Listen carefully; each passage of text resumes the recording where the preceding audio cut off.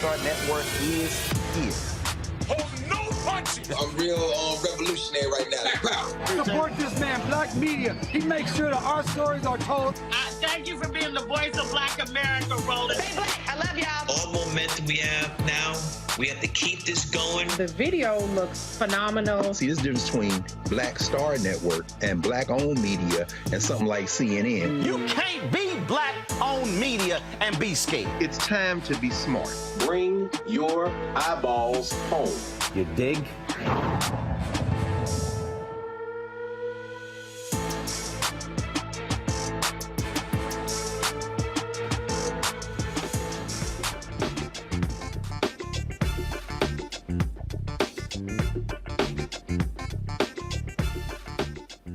It's Monday, February 13th, 2023. I'm attorney Robert Patillo, sitting in for Roland Martin. Here's what's coming up on Roland Martin Unfiltered, streaming live on the Black Star Network. Yet another unarmed black man has been killed while in police custody after being viciously tased. This time, a North Carolina man with a heart condition died an hour after 6 police officers tased him repeatedly. We will show you the gruesome video, and we'll talk to community activists about what is being done to bring justice and attention to this case. Also, Super Bowl 57, if you hadn't heard, happened yesterday between the Kansas City Chiefs and the Philadelphia Eagles. But apparently online, more so than the game, what has been trending is conservative outrage about the black excellence going on. Everything from the Black National Anthem to Cheryl Lee Ralph to Rihanna at halftime, conservatives have been in a tizzy. We'll tell you about the social media firestorm. Black AIDS awareness is essential in our communities, particularly as the number of African Americans moving to the American South has increased. I'll speak to the executive director of the Southern AIDS Coalition about what is being done to bring more attention to the fight against HIV and AIDS.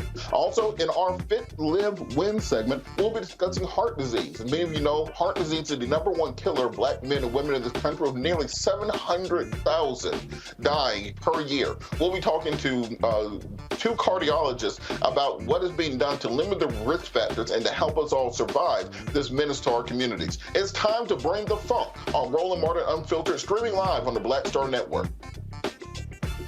He's got it. Whatever the miss, he's on it. Whatever it is, he's got the scoop, the fact, the find. And when it breaks, he's right on time and it's rolling. Best believe he's knowing. Putting it down from sports to news to politics. With entertainment just for kicks, he's rolling. It's on Go Roll, y'all. It's Roland Martin, yeah. Rolling with Roland now. He's funk, he's fresh, he's real, the best, you know he's Roland Martin now.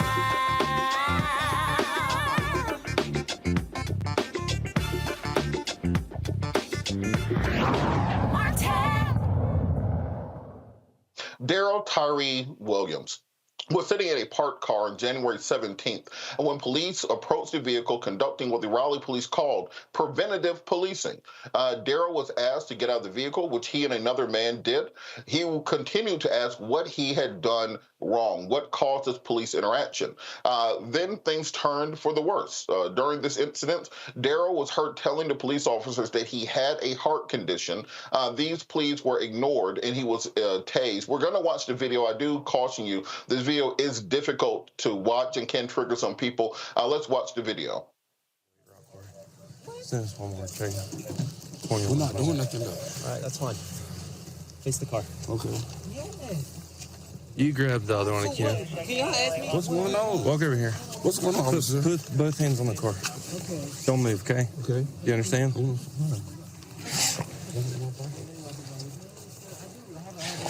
You got to tap it on you, you know? Keep both your hands up there.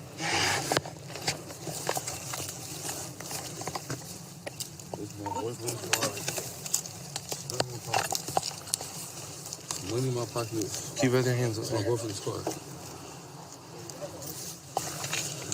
Keep both of your hands on the car. If you can't listen to my instructions, I'm going to put you in handcuffs. Okay. I'm not trying to put you in handcuffs. Okay.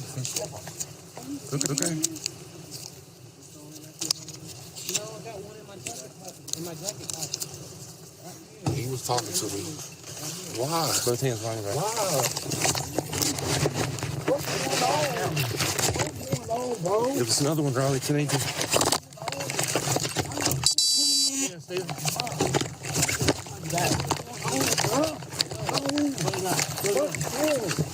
Get on the ground. Stop it.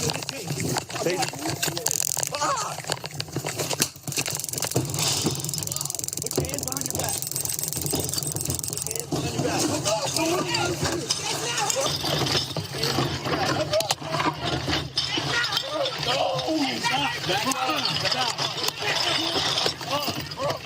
Hands on your back now.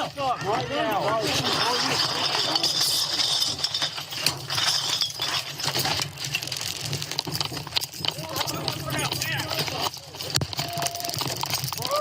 Get on the fucking ground. Get on the ground. Hands on your back now. Put your hands on behind your back. Hands behind your back. Get your hands behind your back now. I'm gonna tase you again. Put your hands behind your back. Bro, you're gonna get tased. Put your hands behind your back now. Put your hands behind your back. Stay on the ground. Put your hands behind your back. Stay on the ground. Stay on the ground. Stay on the ground. Hands behind your back. That's not good. Put your hands behind your back. Hands behind your back now. Put your hands behind your back. Put your hand behind your back. You're gonna get tased. Put your hands behind your back. Yo, come get him. Put your hands behind your back. Press him. Put your hand behind your back. Hold on. Hold on. Put your hands behind your back, Bo. You're gonna get tased again. Put your hands behind your back. Put your hands behind your back now. 3, 2, 1. Hands behind your back now. Release your hands. Let go of your Put your hand hands on your back now. Right, hold what you got on that side. Hold what you got on that side, man. Yep, but go help get the other hand. Get the right hand with him. Get your right hand with him.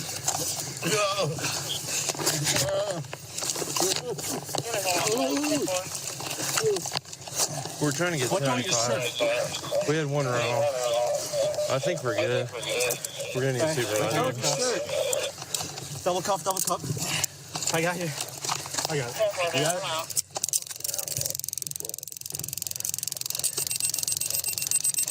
Double cuff, quick. Get it on there. Come on. I got it. All right. I started searching him. Make sure we pat him down good. Sit him up. Get him on recovery position. Yep. Hey. Sit up. Unit's coming. Come 10 forward. Hey, y'all, stay with him, but keep your head on swivel.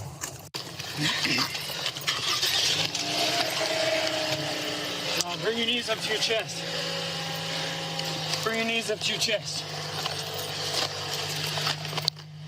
Relax, man. Relax. We're fighting us this whole time.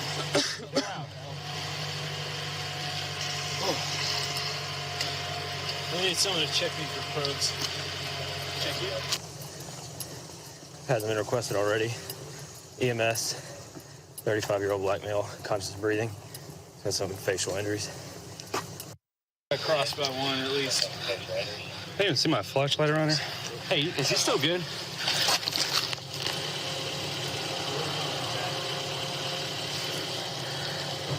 Hey, oh man. Push me to the side. Is he breathing? Sit him up, yeah. I don't feel pulse. I don't feel pulse. Recovery position. Get him out. Send him, Rob. Hey, come on, Bo, wake up. Hey. He's up. Yeah, he's wake up. He's good. Okay, you can go because there's about to be a lot more people here. Hey, Bo. Hey, Bo, wake up.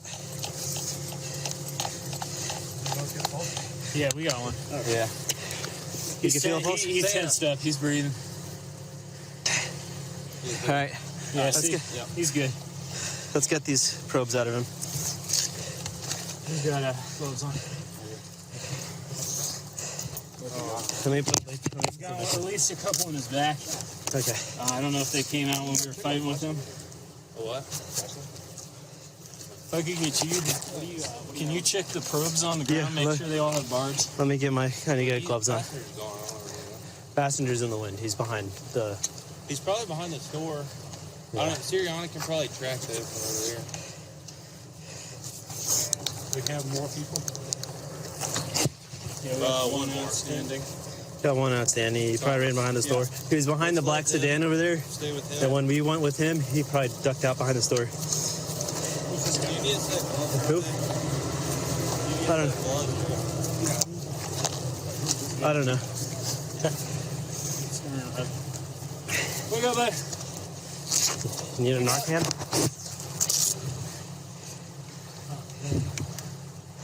Need gloves? Here, right here. I don't know.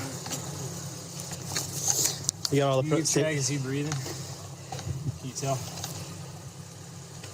He just shook. Okay. Is he breathing? He's got a pulse. Yeah.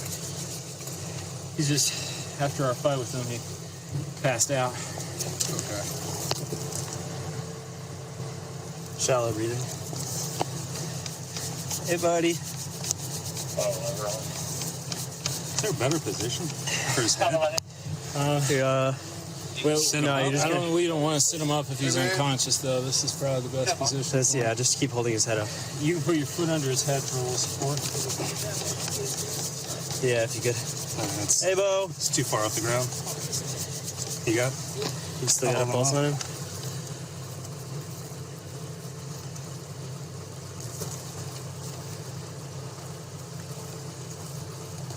How far out is he in this? I don't think I feel a pulse. Try again. I'm going to start CPR.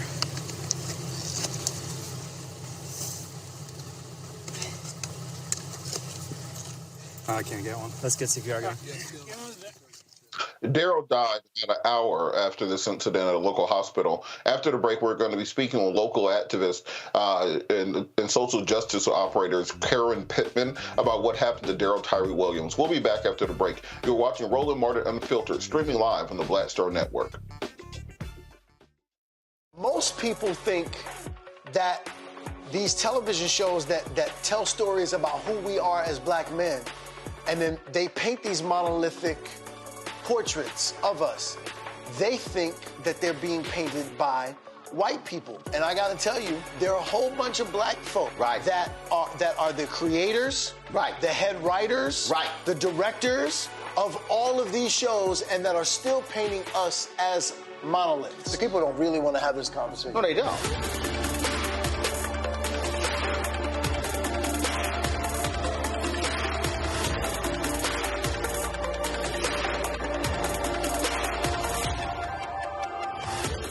Next on Get Wealthy with me, Deborah Owens, America's Wealth Coach. Listen to this. Women of color are starting 90% of the businesses in this country. That's the good news. The bad news, as a rule, we're not making nearly as much as everyone else. But joining us on the next Get Wealthy episode is Betty Hines. She's a business strategist, and she's showing women how to elevate other women. I don't like to say this openly, but we're getting better at it. Women struggle with collaborating with each other.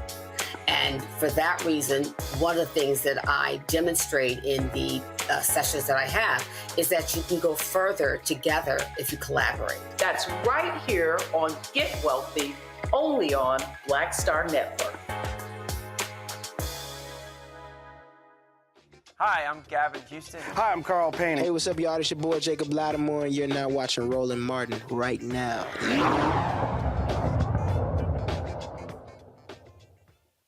Before the break, we watched disturbing video of the death of Daryl Tyree Williams at the hands of Raleigh police officers. After he informed them that he had a heart condition, he was then tased by multiple officers. And at the end of the video, we saw that he was unresponsive and not breathing, receiving CPR. He died about an hour later at a local hospital. Joining us now is North Carolina social justice activist Kerwin Pittman. Mr. Pittman, how are you doing this evening? Hello, how you guys doing? Hey, thank you so much for joining us. Can you tell us a little bit about what the community response has been to this completely tragic and unnecessary death? The community response is we're outraged. This is something that has continued to happen in the city of Raleigh, and that is the brutalization and the murder of Black and brown communities in the city of Raleigh. This is not nothing new that Raleigh Police Department has done. They have done before, and the trajectory they're going to look like they will kill again if no one's held accountable. Now, the image that most people have when they think of Raleigh is, Raleigh, Durham, Winston-Salem, Research Triangle, ACC basketball. Talk a little bit about the conditions of the African-American community in that area and these continued issues with police brutality.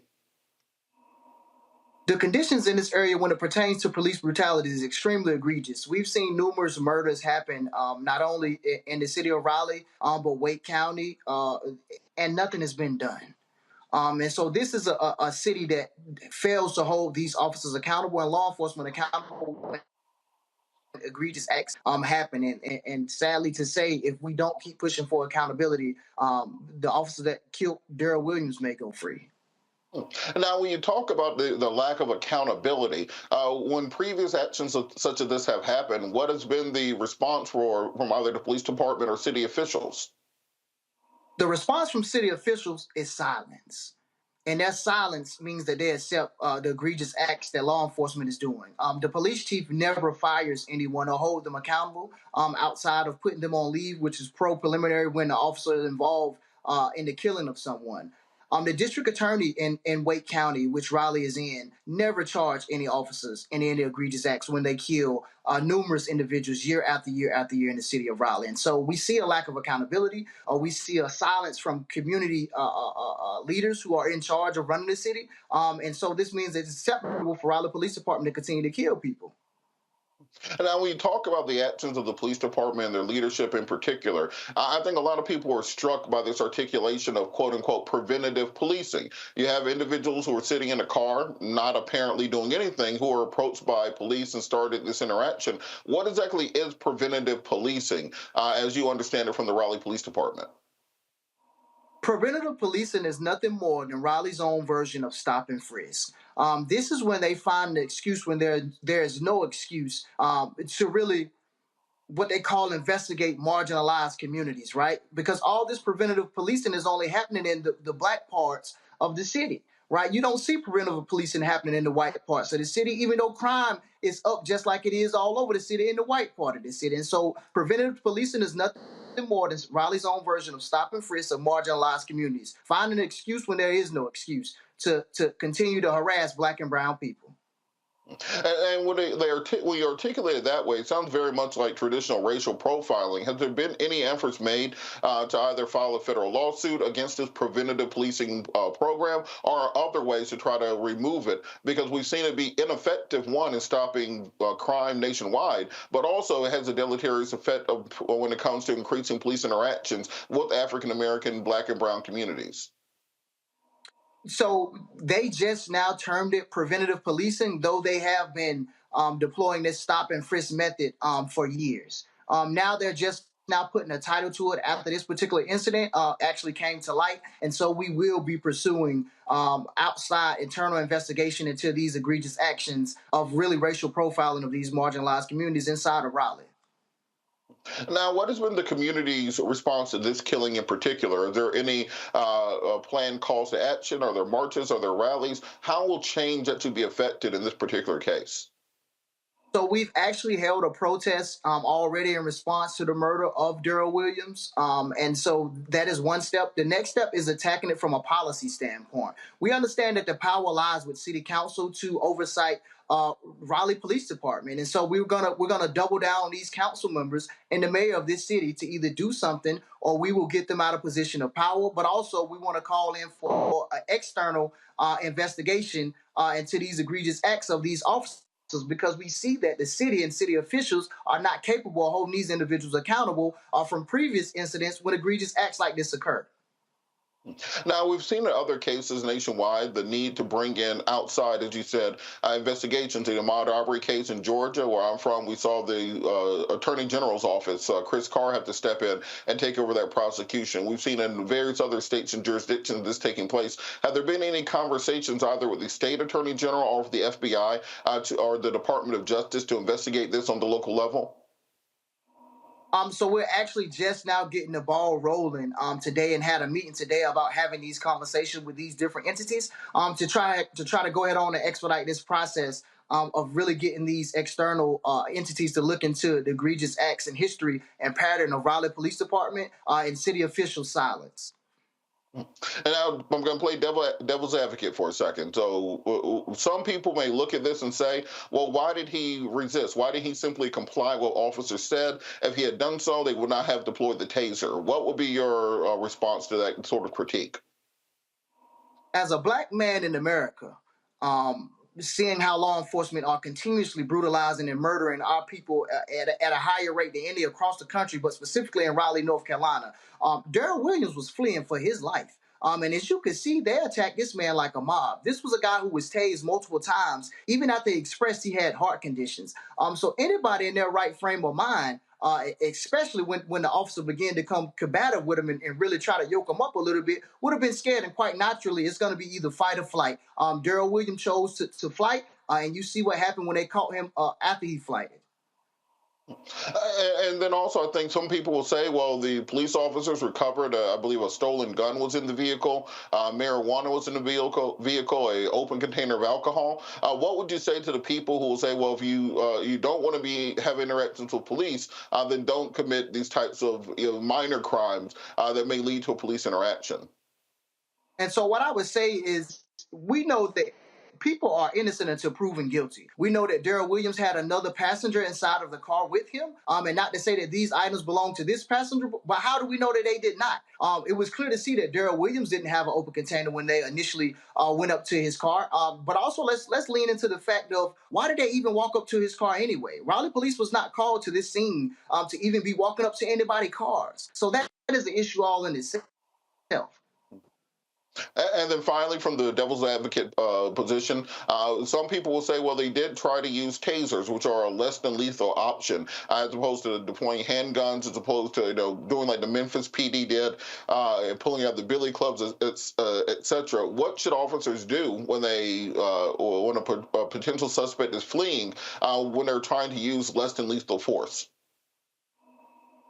So this was not a case of them utilizing less than lethal force in a correct way, right? Because what we've seen is they did not follow policy and procedure when utilizing this taser on Daryl Williams. As Daryl Williams fled, according to their policy, they should have not shot this man. Especially after he expressed he had a heart condition. It should have been some point to de-escalate, and to which the city of Raleigh just rolled out a new de-escalation policy to which they didn't even follow in this particular case. And so I guess following policy and procedures when deploying these less than lethal weapons will really make these procedures effective when deploying this stuff. I agree, and I think we had a similar case to that in Atlanta with Rashard Brooks, where, somebody runs off, you have their car, so tow the car, get their information, and then go pick them up later. You don't have to chase them. You don't have to tase them. You don't have to beat them. You do not have to kill them. What advice would you give, or what demands are community activists making from city leadership to change policies going forward? You stated they have a use of force policy that they violated. What changes need to be made to police protocols and procedures? So what changes need to be made is, for one, the officers involved in Daryl Williams' murder needs to be fired. There has to be some form of accountability. Without accountability, we see that these officers are going to continue to just run amok and brutalize the citizens of Raleigh like they've been doing year after year. Also, there needs to be some oversight and additional training when it comes to deploying less than lethal weapons, such as a taser, because clearly these officers didn't follow policy and procedure. They broke numerous policies when deploying this particular taser on Daryl Williams. And so we have a city advisory committee here regarding the police department that has no teeth, has no subpoena power, it has no investigatory powers. We want to disband into this board and a remake up of this board that hold these different items to hold these officers accountable. And with that, can you talk a little bit about what the plans are coming, or what upcoming plans there are for the community to make their demands known to the city, and how people can get involved, particularly following on social media or providing support to the family and to other community groups?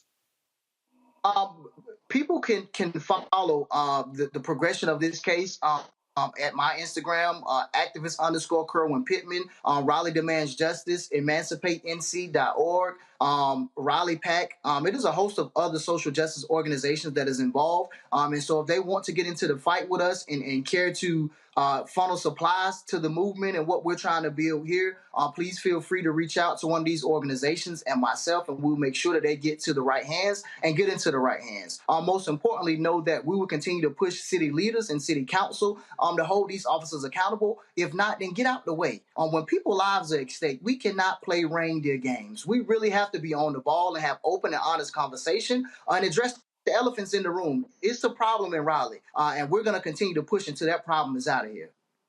All right, we got about 30 seconds left. What's going to happen next in this case? Where can the community become involved next in this action? Next in this action, the community can look forward to the Williams family signing on with additional attorneys. And we're going to continue to have press conferences. We're going to continue to push forward. Like I said, the groups that I named aforementioned, also as well as myself, you can stay involved through social media. Please continue to spread the word about what happened to Daryl Williams in North Carolina, because this is serious, y'all. We have a problem right here in Raleigh, North Carolina, and it's going to take all of us to really shame these individuals, to hold these people accountable.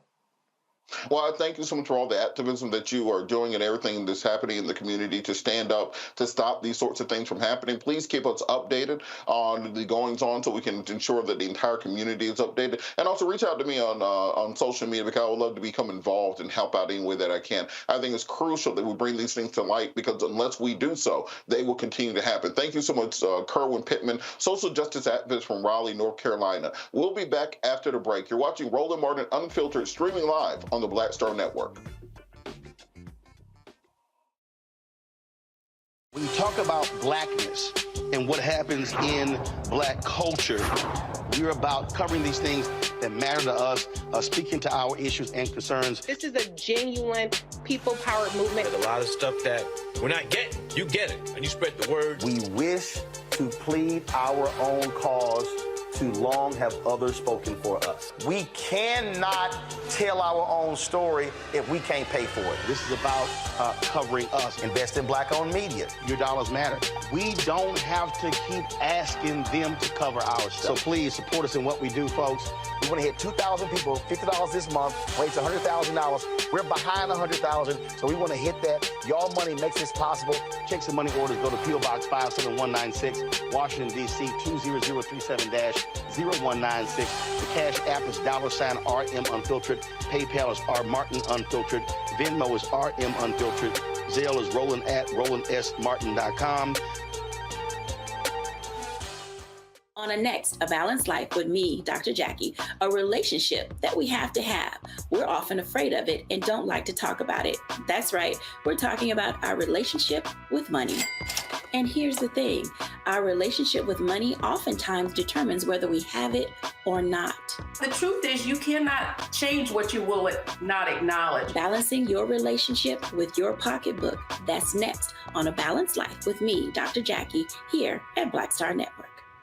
Hi, this is Essence Atkins. Hey, I'm Deion Cole from Blackish. Hey, everybody, this is your man, Fred Hammond, and you're watching Roland Martin, my man, Unfiltered.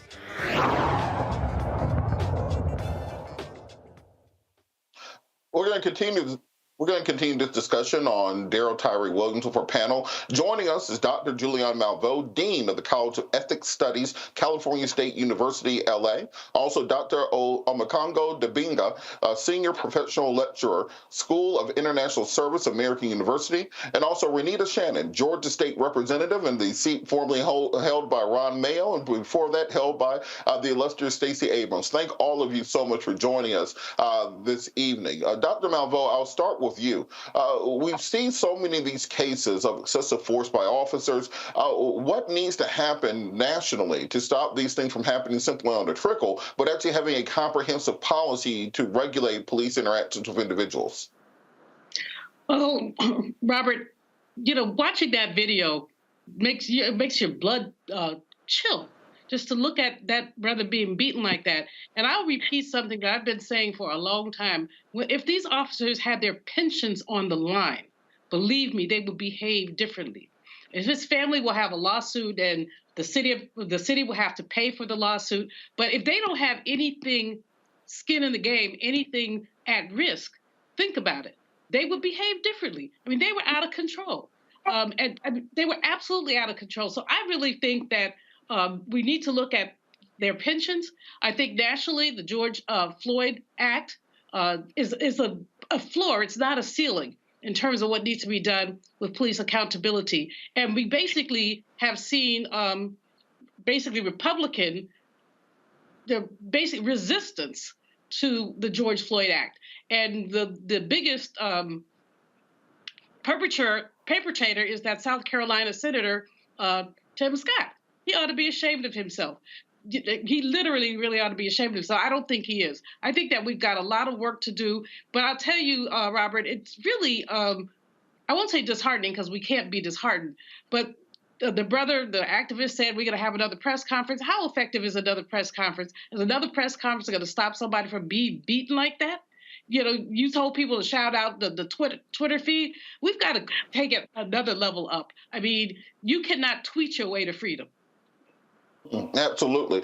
Dr. Dibinga, on that same point, what can be done nationally? Because we've seen places like Memphis, we saw the police chief acted very quickly, fired the officers. We saw that the city prosecuted very quickly, but then you have a case like this where the same protocols are not followed. How can we have a consistent standard across the board nationwide? Well, when you talk about nationwide, I'm thinking about Governor DeSantis in Florida, right? And everything that he's doing with his racism and his policies. But one of the stories that I heard was that Florida has been doing well economically because the way that the economy's been running. And I'm like, with everything that he's doing to destroy our history and remove it, and with Disney and everything else, how is he still doing well economically? When we look at what was going in Raleigh and we look at what's going on in these other places, if you want to talk about national attention, we have to start putting pressure on organizations and companies for boycotts of cities and states that are involved in these types of practices, and letting them know that we're not going to come there for conventions, for conferences, sporting events. If there are things that maybe the NAACP and other Urban League and other organizations are doing on a regular basis, we have to start putting financial pressure on all of these cities and states where governors and mayors and chiefs of police are benefiting off of Black pain and Black death. I know that during the civil rights movement, every boycott wasn't successful, but the efforts were made. Montgomery bus boycott, look what it did to crippled communities. We need to have not just Twitter things saying boycott this. We need to understand real history of boycotts, real organizations of economic boycotts, and start withdrawing our resources from these organizations and places. And part of that boycott also has to be targeting the sponsors who support these police unions, who support these mayors, who support these governors, and all of these different groups that have no real interest in supporting Black life. And until we start to do that, as Dr. Malveaux said, we can't just tweet this away. And marches are only going to do but so much. They're important, don't get me wrong, but they're always going to be viewed as temporary. How many of us have the will and the desire to start saying we're going to start holding some of our money individually as well as organizations until these organizations understand? Because like Dr. Malveaux said, if we're not going to hit them in the pensions books and their pensions and the pocketbooks so that their hearts would follow, then this is what we have to do on a nationwide level. State Representative Shannon, we've seen often situations like this happen in our state of Georgia, particularly. What can happen on the state level? Can we talk a lot about the federal legislation, the George Floyd Justice of Policing Act, now the Tyree Nichols duty to intervene at, but what can be done on the state level to try to bring down this level of police brutality that seems to happen in every state?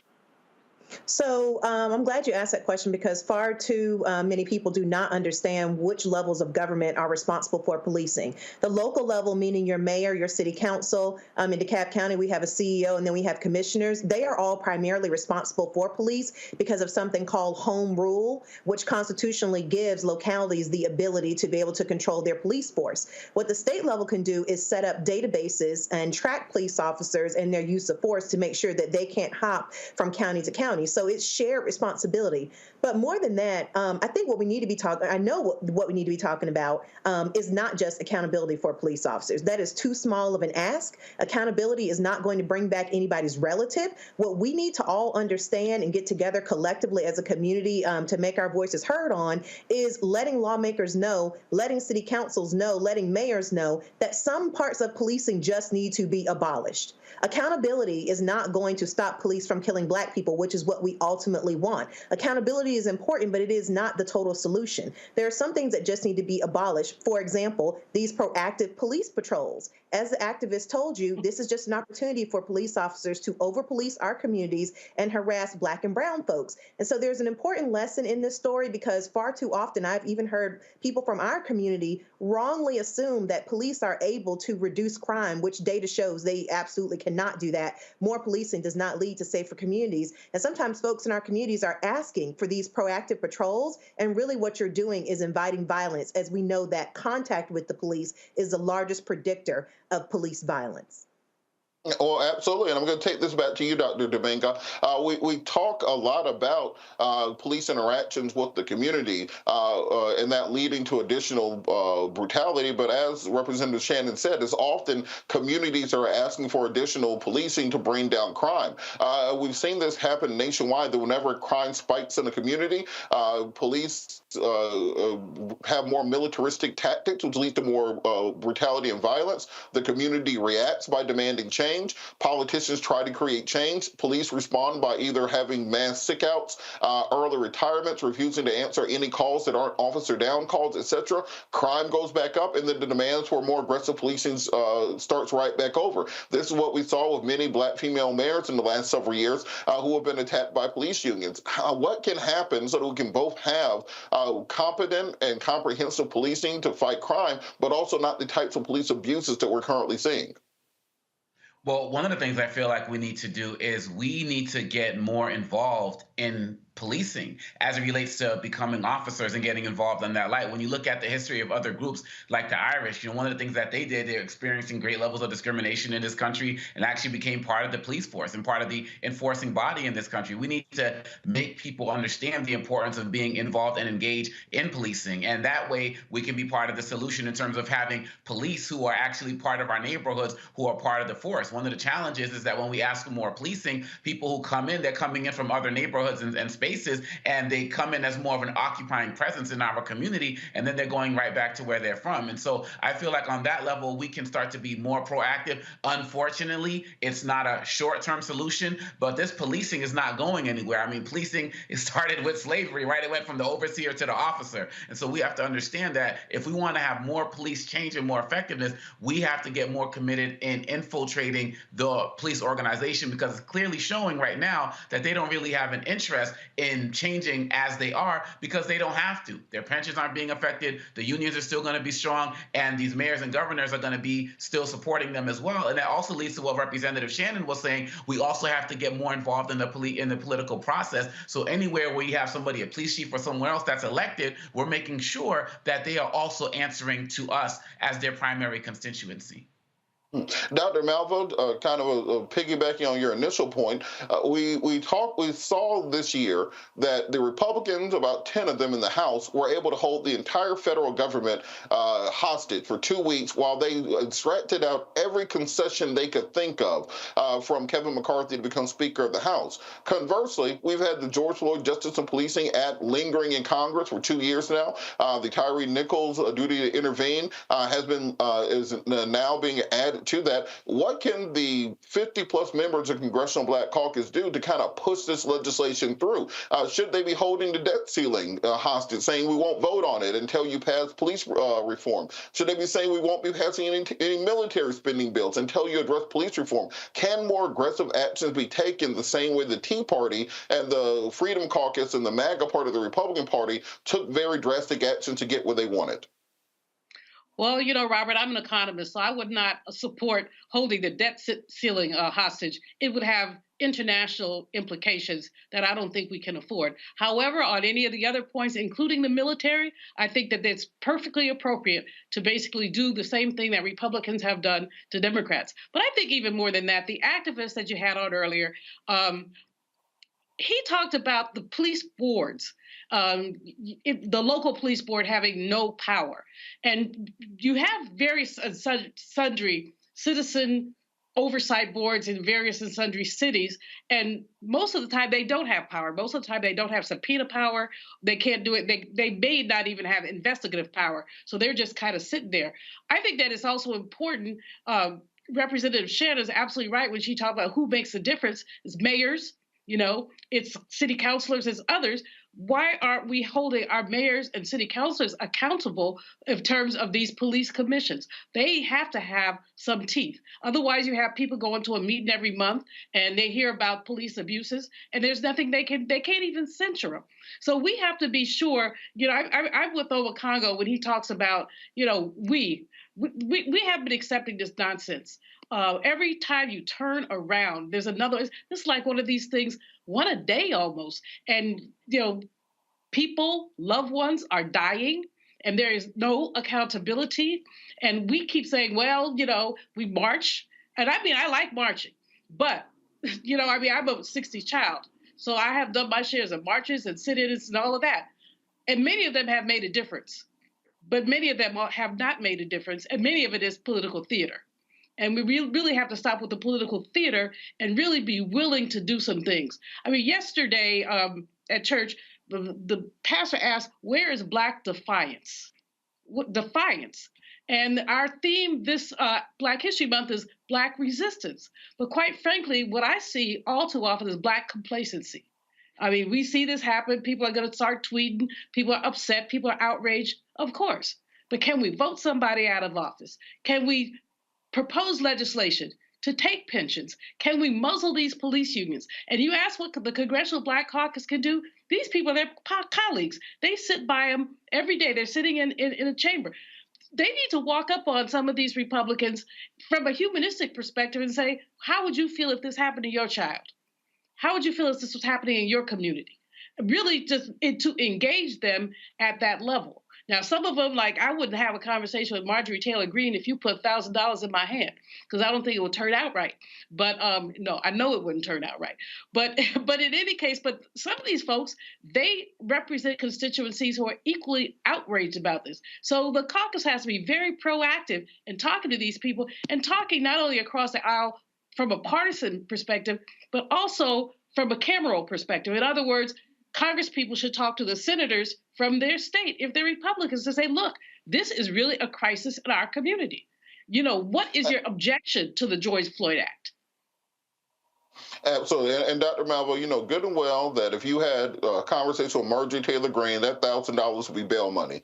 Let's just know how this thing's really going to go. Let's be for real. We know how this is going to happen. I think it's a crucial conversation that we have to start having, and understanding that this kind of defeatism that we often have has been kind of beat into us after, if you're my age, you grew up seeing the Rodney King beating, and then you're in your late 30s, early 40s, and you're still seeing almost the exact same images. it's easy to become disconcerted when it comes to the idea that something can happen. But I think that the new focus that we have, the new leadership we have, this is the time for it to take place. We're going to keep this going on the other side of the break. You're watching Roland Martin Unfiltered, streaming live on the Black Star Network. We'll be right back. Next on the Black Table with me, Greg Carr. An hour of living history with Dr. Richard Mariba Kelsey, thinker, builder, author, and one of the most important and impactful elders in the African American community. He reflects on his full and rich life and shares his incomparable wisdom about our past, present, and future. African genius is saying that my uncle was a genius, my brother was a genius, my neighbor was a genius. I think we ought to drill that in ourselves and move ahead rather than believing that I got it. That's next on the Black Table, here on the Black Star Network.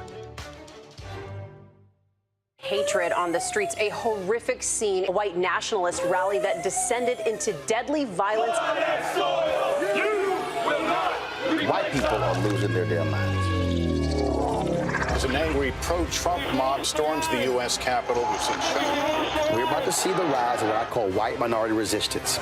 We have seen white folks in this country who simply cannot tolerate black folks voting. I think what we're seeing is the inevitable result of violent denial. This is part of American history. Every time that people of color have made progress, whether real or symbolic, there has been what Carol Anderson at Emory University calls white rage as a backlash. This is the rise of the Proud Boys and the Boogaloo Boys. America, there's going to be more of this. Here's all the Proud Boys, guys. This country is getting increasingly racist in its behaviors and its attitudes because of the fear of white people. The fear that they're taking our jobs, they're taking our resources, they're taking our women. This is white fear.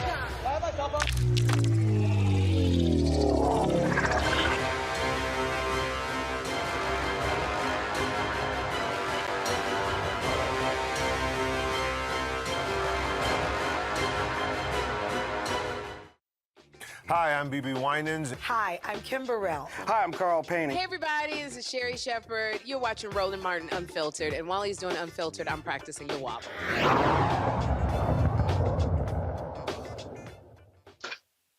We turn now to the conditions in the island nation of Haiti. As many of you who have been watching international news will see, conditions continue to crumble there. After the assassination of former President Moise, a cadre of individuals have sought to take leadership in Haiti without the mandate of the people.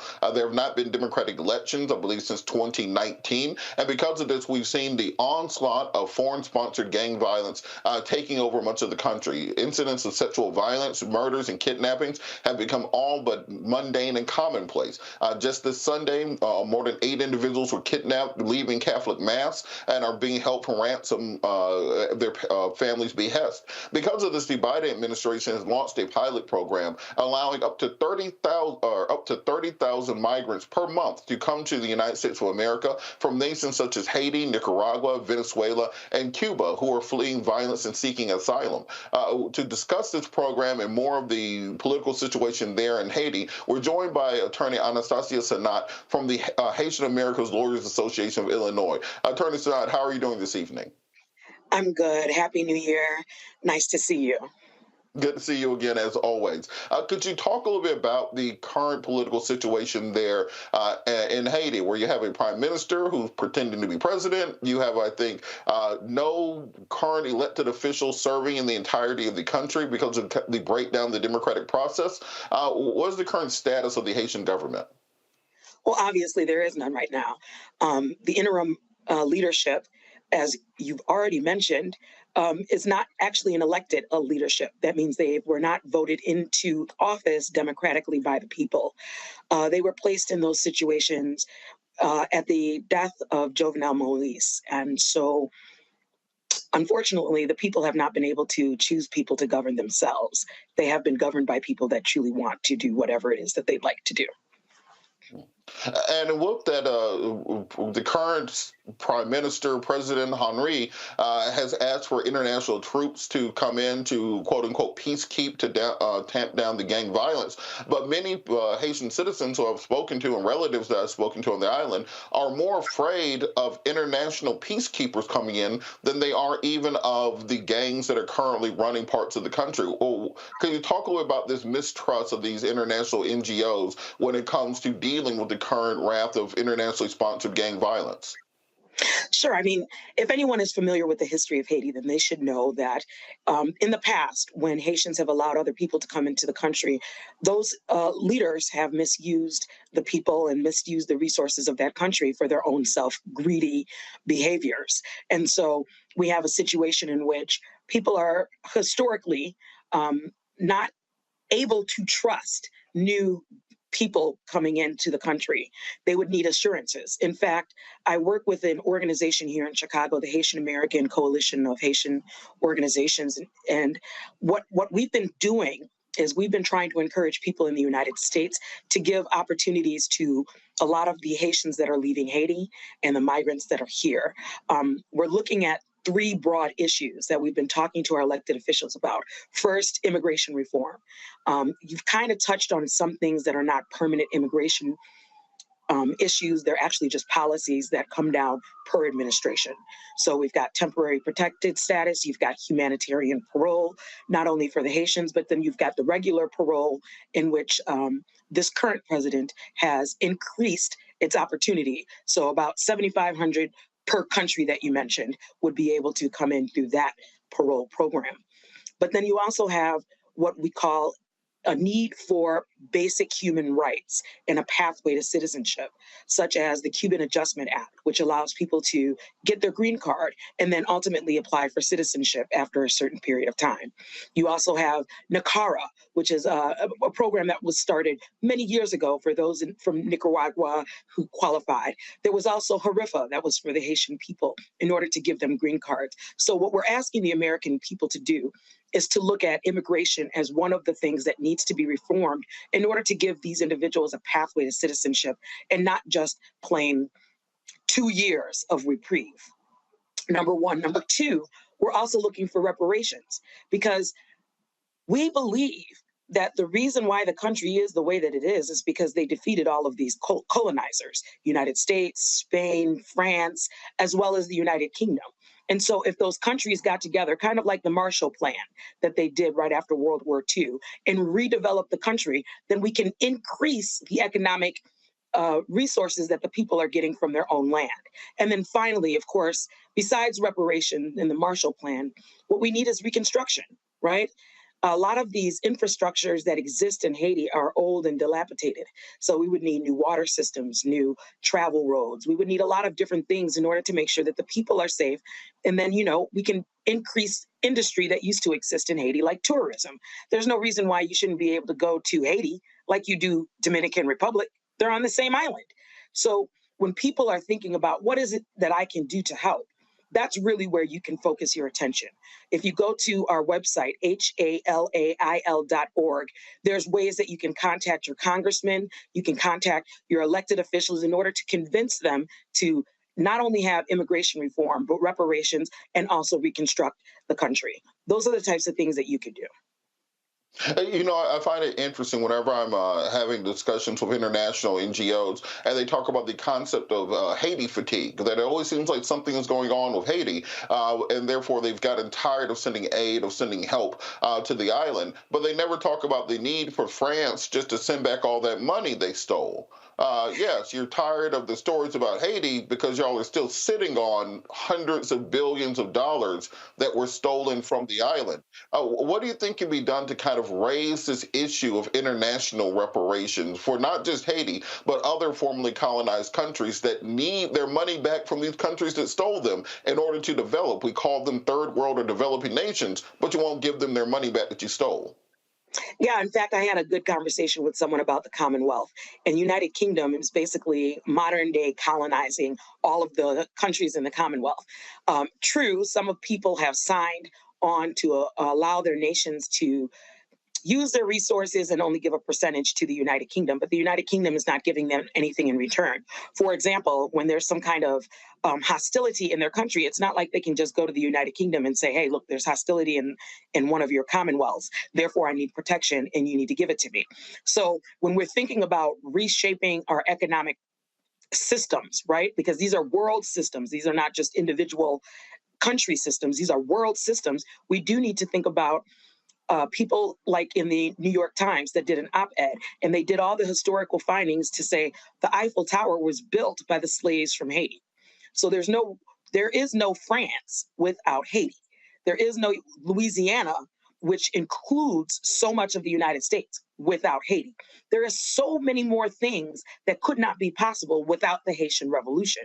Therefore, when we start doing these things that you and I are doing right now, Attorney Patillo, just talking about it, bringing it to the attention, reading about it, taking our time, this is how we can change the economic dynamic of the world systems, because we're hoping that the ancestors, which is what we are, ancestors who are kind of living out the dream of what our ancestors wanted us to do.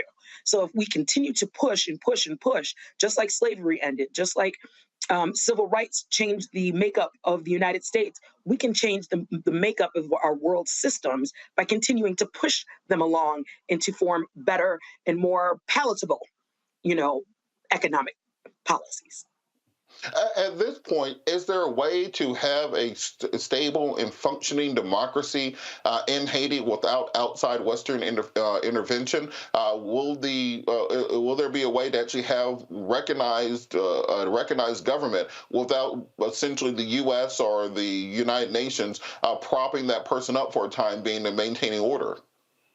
And you know what? That's hard to say, because Haiti has not been able to live democratically and on their own since its inception. There's always been some kind of international influence since 1804. So here we are in 2023, and we see violence, we see gangs, we see all of these things. And obviously, the people could certainly rise up against these gangs, but then they would be risking their lives. So if the people were empowered, what would they really do, right? And how would they get empowered? If you bring guns there, are they necessarily going to keep the guns and use it on their own people? Or will it end up in the hands of the gangs, thereby killing the people that want to be saved by themselves? So there's just so many things that you could speculate. How can it be done without UN help? Well, right now, I can't see any other way.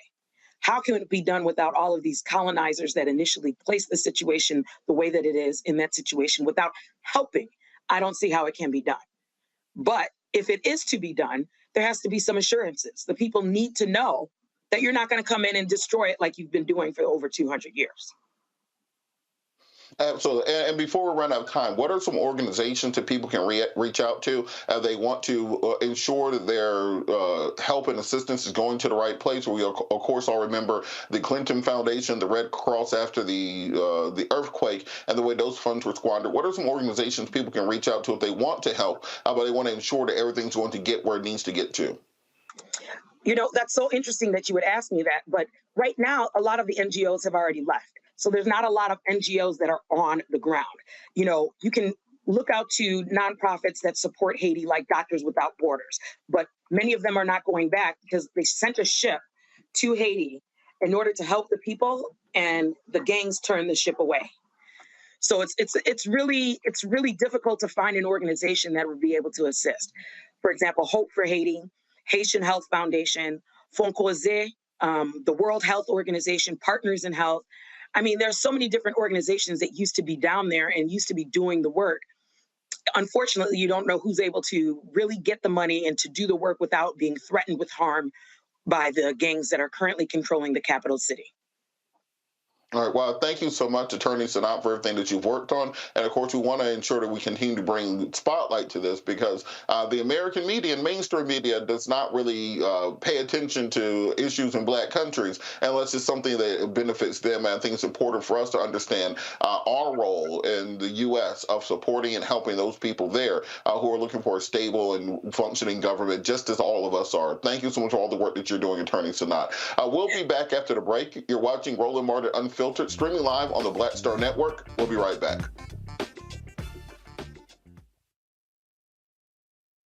When you talk about blackness, and what happens in Black culture. We're about covering these things that matter to us, speaking to our issues and concerns. This is a genuine people-powered movement. There's a lot of stuff that we're not getting. You get it, and you spread the word. We wish to plead our own cause.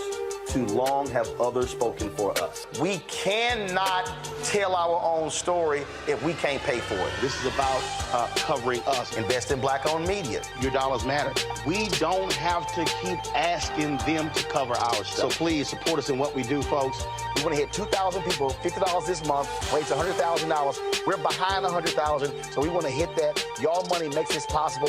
Checks and money orders go to P.O. Box 57196, Washington, D.C. 20037-0196. The Cash App is $RM Unfiltered. PayPal is R Martin Unfiltered. Venmo is RM Unfiltered. Zelle is Roland at RolandSMartin.com. Pull up a chair. Take your seat. The Black Table with me, Dr. Greg Carr, here on the Black Star Network. Every week, we'll take a deeper dive into the world we're living in. Join the conversation only on the Black Star Network. Black Star Network is here. Oh, no punches! I'm real revolutionary right now. Thank you for being the voice of Black America. All momentum we have now, we have to keep this going. The video looks phenomenal. See, there's a difference between Black Star Network and Black-owned media and something like CNN. You can't be Black-owned media and be scared. It's time to be smart. Bring your eyeballs home. You dig? This is Judge Mathis. Hi, I'm Teresa Griffin. Hi, my name is LaToya Luckett, and you're watching Roland Martin Unfiltered.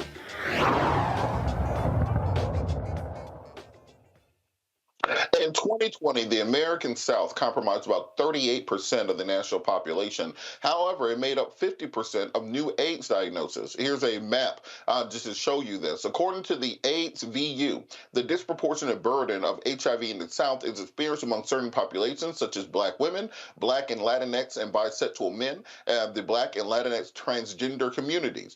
Joining me now is Dafina Ward, the Executive Director of the Southern AIDS Coalition. She's here to explain how the National AIDS Memorial, Southern AIDS Coalition, and Gilead Sciences have come together to change the patterns and reimagine the fight to end HIV and AIDS in the South.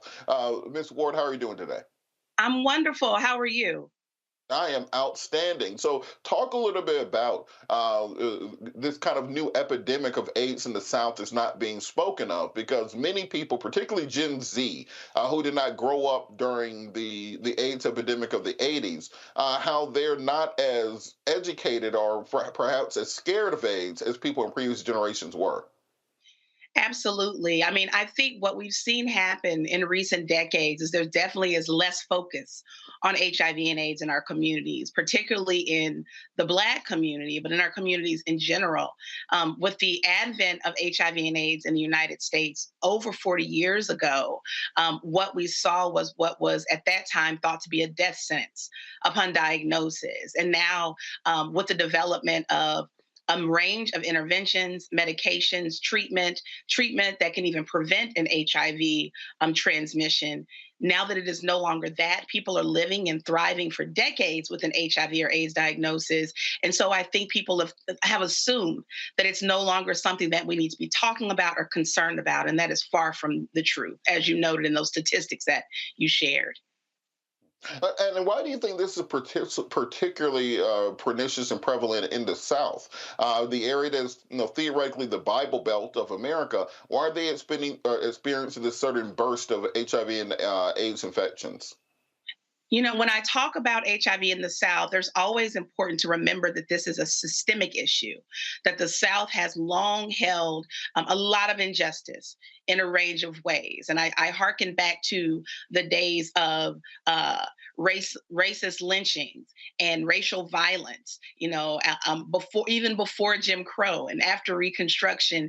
We saw what happened in the South with the end of slavery. There were the Black codes. There has always been some type of systemic model that has allowed for Black folks, poor folks to be the subject of health inequities and injustice and a lack of access. And so what we're talking about in the South is a result of centuries old injustices that are really coming home to roost in the framing of our health inequities. When you talk about the fact that African Americans make up about 19% of the population in the South, but half of the new HIV diagnoses, what we're seeing is that the systems at play that result in poverty, which the South is also disproportionately dealing with housing insecurity, and you're talking about who is less likely to have health insurance.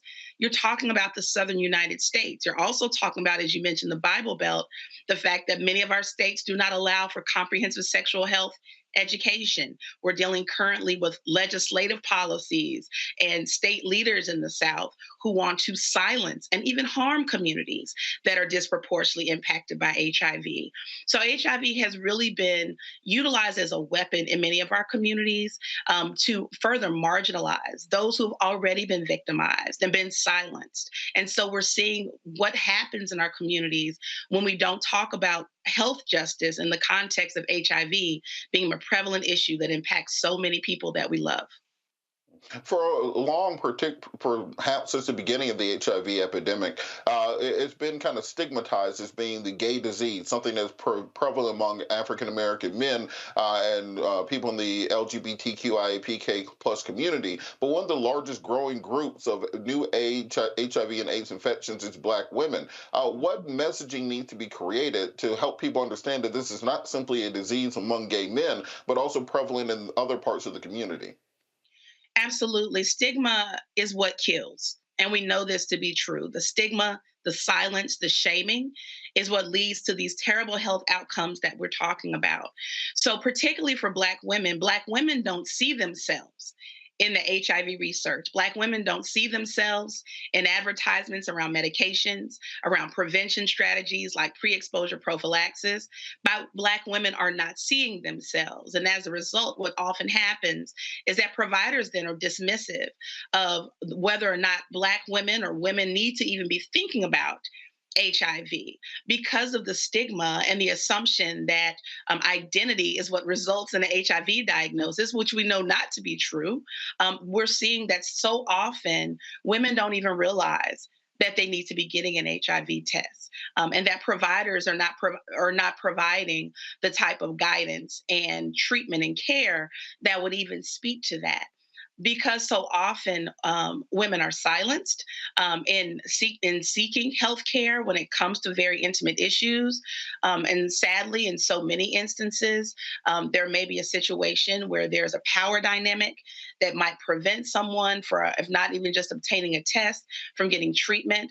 I've met a number of women who are living with HIV, where an abuser, a partner may hold that over their head and threaten to tell people about her HIV status in order to continue to hold power over her. And so there is also these issues around power and control, which are larger societal issues that we have to deal with that very much impact women who are living with HIV and those who might transmit HIV.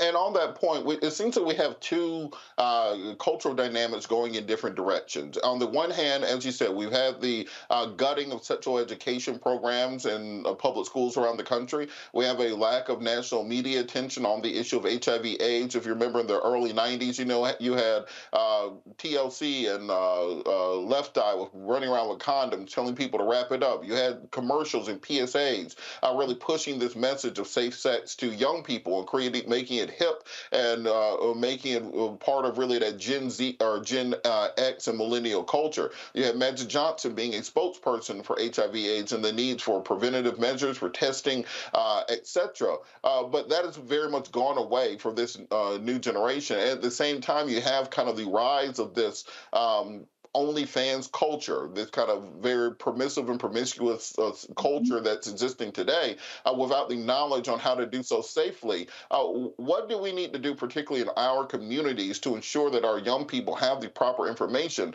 so they can prevent themselves from being exposed, and if they are exposed, to get the type of medical treatment necessary to have that long and fulfilling life that medical science now provides? I think first and foremost, we need to make sure that that we're not shaming when we're educating. You know, it is not sex in and of itself that's something that needs to be made negative. It really is about people understanding that there are a range of prevention strategies you can have in your toolkit that should be readily available. So I think first and foremost, it's about making people feel seen, particularly our young people.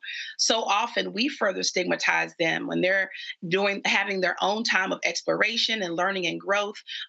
When young people are exploring gender identity or their sexual orientation and coming into themselves, we really have to do a better job of not silencing and shaming them and supporting them in a way where we're making clear to them what all of the options are that are at hand for them to be protected from HIV and other STIs beyond HIV. We need to make sure that in our communities, when we're talking about HIV, that we are talking about it as a chronic condition. And while we know that people can now live for decades, very long lives with an HIV diagnosis, that it's still something to be taken seriously. That if you are in a situation where you could have been exposed to HIV, you could have also been exposed to other things through sexual contact. And as you mentioned, if you hearken back to the 90s and you know, when we were talking about these things, sadly, with HIV, it's as though we've only been able to focus on one particular population at a time. You know, so there was a huge focus at the onset on white gay men. And then there was a focus at one point around IV drug users, and so in Black women. And so it has not been we have not done a great job of comprehensively focusing on our communities at large and providing education that is clearly accessible and relatable to everyone. And I think that is a really big piece of this. And that's what so much of our partnership from Southern AIDS Coalition and National AIDS Memorial is about, is making sure that we know that we all have a role to play in how we change the pattern and how we talk about sexual health, how we talk about HIV, and how we talk about our policies and the practices in our communities that make people more susceptible to an HIV diagnosis. Can you talk a bit about that partnership and how working together with the National AIDS Memorial, with Gilead Science and with the Southern AIDS Coalition, what are the programs that are now being offered to help educate the community to try to stop this epidemic before it turns into another pandemic? Yeah, so Southern AIDS Coalition has been doing work in the South for over 20 years with a mission to end the HIV epidemic and the disproportionate impact of HIV on Southern communities. And we're really excited about our partnership with National AIDS Memorial, which is the home of the AIDS Memorial Quilt, which was started 35 plus years ago to capture the names, the legacies, the stories of people who have died of AIDS-related complications. Now, the quilt is in and of itself the world's largest public art display. There are thousands and thousands of stories told in the fabric of the quilt. And what the National AIDS Memorial realized in looking at the quilt itself is that of the 54 miles of quilt, if you lay it from end to end, over 50 miles of quilt, less than 2 miles tell the stories of Black people who have lost their lives to AIDS-related complications. And there's a number of reasons for that. The quilt in of itself started on the West Coast. And so you don't have as many stories from the South, where you have so many Black people who sadly have lost their lives to AIDS-related complications. And also it's the matter of who's going to tell the story and recognizing that sadly in our community, so many of our families, we don't talk about HIV and AIDS. We've had so many people come to our events who say, until today, we always said my brother died of cancer or pneumonia. And in order to even make the quilt a thing that includes our family members, we have to acknowledge their legacy and acknowledge their experience and celebrate them. And so Gilead Sciences has funded us to do a series of activations across the South called Change the Pattern. And it really is about changing the pattern of the quilt to make sure that it's more inclusive, changing the pattern of Southern policies that may further perpetuate discrimination and stigma, and address how we build an HIV justice movement in the region that ends the disproportionate impact of HIV and AIDS in our communities. And so far, we have been in New Orleans, Louisiana, and Baton Rouge. We were just there last week. We've been in Montgomery and Selma, Alabama. We've been to Jackson and Greenville, Mississippi. And our next stop will be Memphis, Tennessee, and surrounding areas, and then on to Houston and even beyond, because we we really feel like when you come into our communities, when you get people sitting around that table working on a quilt panel, and they have these conversations, and you humanize the stories, you humanize these experiences. I believe that's how we're truly going to make a difference when it comes to how we address HIV in this region, particularly because we don't end HIV in the United States if we don't end HIV in the South, period. And that's why changing the pattern is important. Well, I want to thank you so much for all the work that you're doing. Please keep us updated on what can be done and how the community can become involved. And as you said, ending that stigma is the most important part of ending this epidemic. Thank you for all the work you're doing, Ms. Ward, and we look forward to supporting you going forward. We're going to keep this conversation going. You're watching Roland Martin Unfiltered, streaming live on the Black Star Network. We'll be back after the break.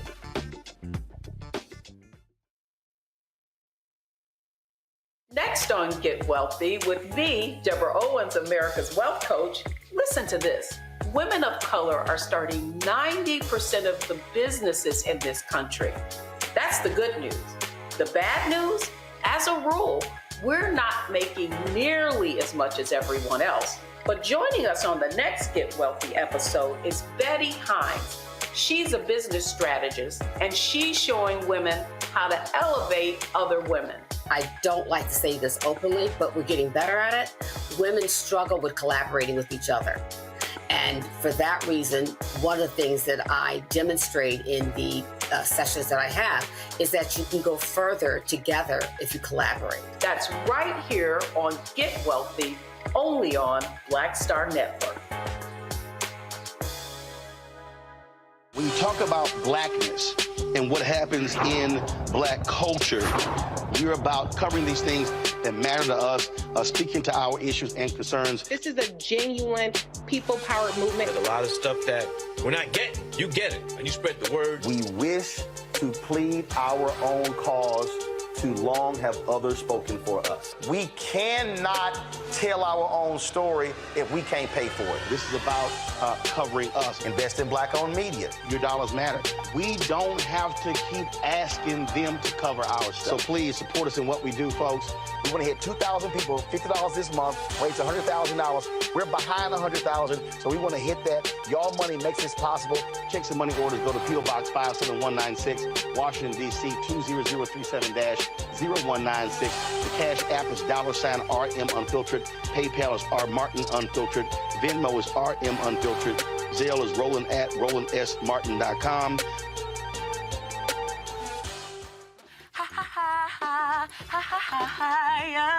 Hey, I'm Antonique Smith. What up, Lana Well, and you are watching Roland Martin Unfiltered.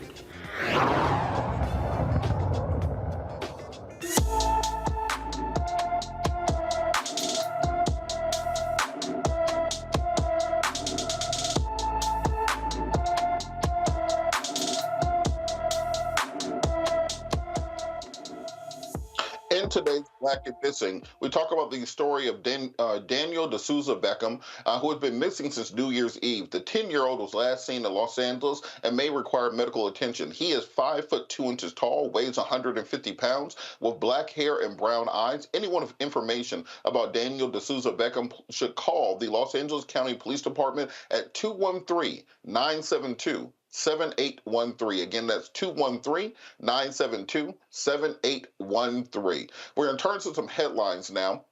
Today, a Georgia grand jury was ordered to release a portion of the 2020 election probe by a Fulton County judge. In a court order released today, sections of the report issued by Georgia's special grand jury investigating whether President Trump and his allies violated the law is set to be made public this week. Fulton County Superior Court Judge McBurney said the introduction, conclusion, and a section of unnamed witnesses who may have lied under oath would be made public Thursday. Additionally, Georgia launched an investigation in 2021 when audio surfaced of President Trump attempting to overturn the Georgia electoral results between the then president and Georgia's Secretary of State, Brad Raffensperger. Trump has denied any wrongdoing, describing the call as a perfect call. We will see what these portions of the grand jury report let us know. And of course, we will cover this when those portions are made public. Additionally, following up on another story in Jackson, Mississippi, Jackson, Mississippi has appointed a public works director in the wake of the longing public crisis. Jackson, the most populous city in Mississippi, has appointed Robert Lee, who serves as the city's engineer and was named interim director of the Jackson Public Works Department on Friday. The city has struggled with its water system, and it has been denied financial aid to update the infrastructure. Jackson begins a nationwide search for a permanent candidate to fill the public works director role. Additionally, today in headlines, a sad headline: David Trugoy the Dove, one-third of the iconic rap triumvirate De La Soul, has died. Considered one of the most innovative acts in hip-hop history, De La Soul made their mark particularly in the early 90s when they represented a fun balance to the then burgeoning gangster rap scene. And De La Soul's 2017 Royalty Cakes video, they candidly spoke about how his ailing health kept him from performing, but they kept pushing through it all. I remember when we watched the Grammys, me and my wife said, well, why isn't all the De La Soul there? Well, now we know. The early work of De La Soul is characterized by layering disparate samples, melding together jazz along an energetic canvas, and unleashing this quirky rhyme canonically songs from Breakdown, Me, Myself, and I. Of course, David was 54 years old, and he will, of course, be missed by all who are fans of their music. Also, we have to go to one of my favorite stories of the day, which is the conservative meltdown over the Super Bowl. As many of you who have followed social media know, even if you didn't watch the Super Bowl, you will know that Rihanna performed the halftime show and Cheryl Lee Ralph performed the Black National Anthem before the Super Bowl. This sent conservatives into a tizzy. Prior to the Super Bowl, Donald Trump sent out a series of truths on Truth Social, criticizing Rihanna for not having any quote-unquote talent, and said that she depends completely on her stylist. That's the only reason she has a career. And this was a retweeted by Congressman Ronnie Jackson and many others in the MAGA movement. Donald Trump is mad because back in 2016, Rihanna's people filed court documents demanding that President Trump stop using her music at his rallies. And because of this, Donald Trump, being the petty god himself, has held a grudge against Rihanna ever since. And the same conservatives who have been complaining about raunchy and over-the-top halftime performances going back to Janet Jackson, Rihanna does a family-friendly and very tame and middle-of-the-road concert, and they're still mad about that. And then even before they got to the halftime show, they were mad about Cheryl Lee Ralph performing the Black National Anthem. Congresswoman Lauren Boebert tweeted out there should be only one national anthem being performed, and that should be the American national anthem. Why are we trying to divide America? I want to bring the panel back in. State Representative Shannon, why do you think these people are so mad about the Black national anthem being performed and about the kind of magical nature and majesty of Rihanna's show, debuting her pregnancy, family-friendly show? They still mad about that? Well, the thing is that I don't care what Donald Trump thinks, and I doubt that there are many people who do care what he thinks. He is a Cheeto doppelganger, and I think what he's really upset about is that there were not roles for Cheeto doppelgangers in the Super Bowl. So why are we even talking about Donald Trump? He has nothing of importance to say. Cheryl Lee Ralph did a great job in her performance.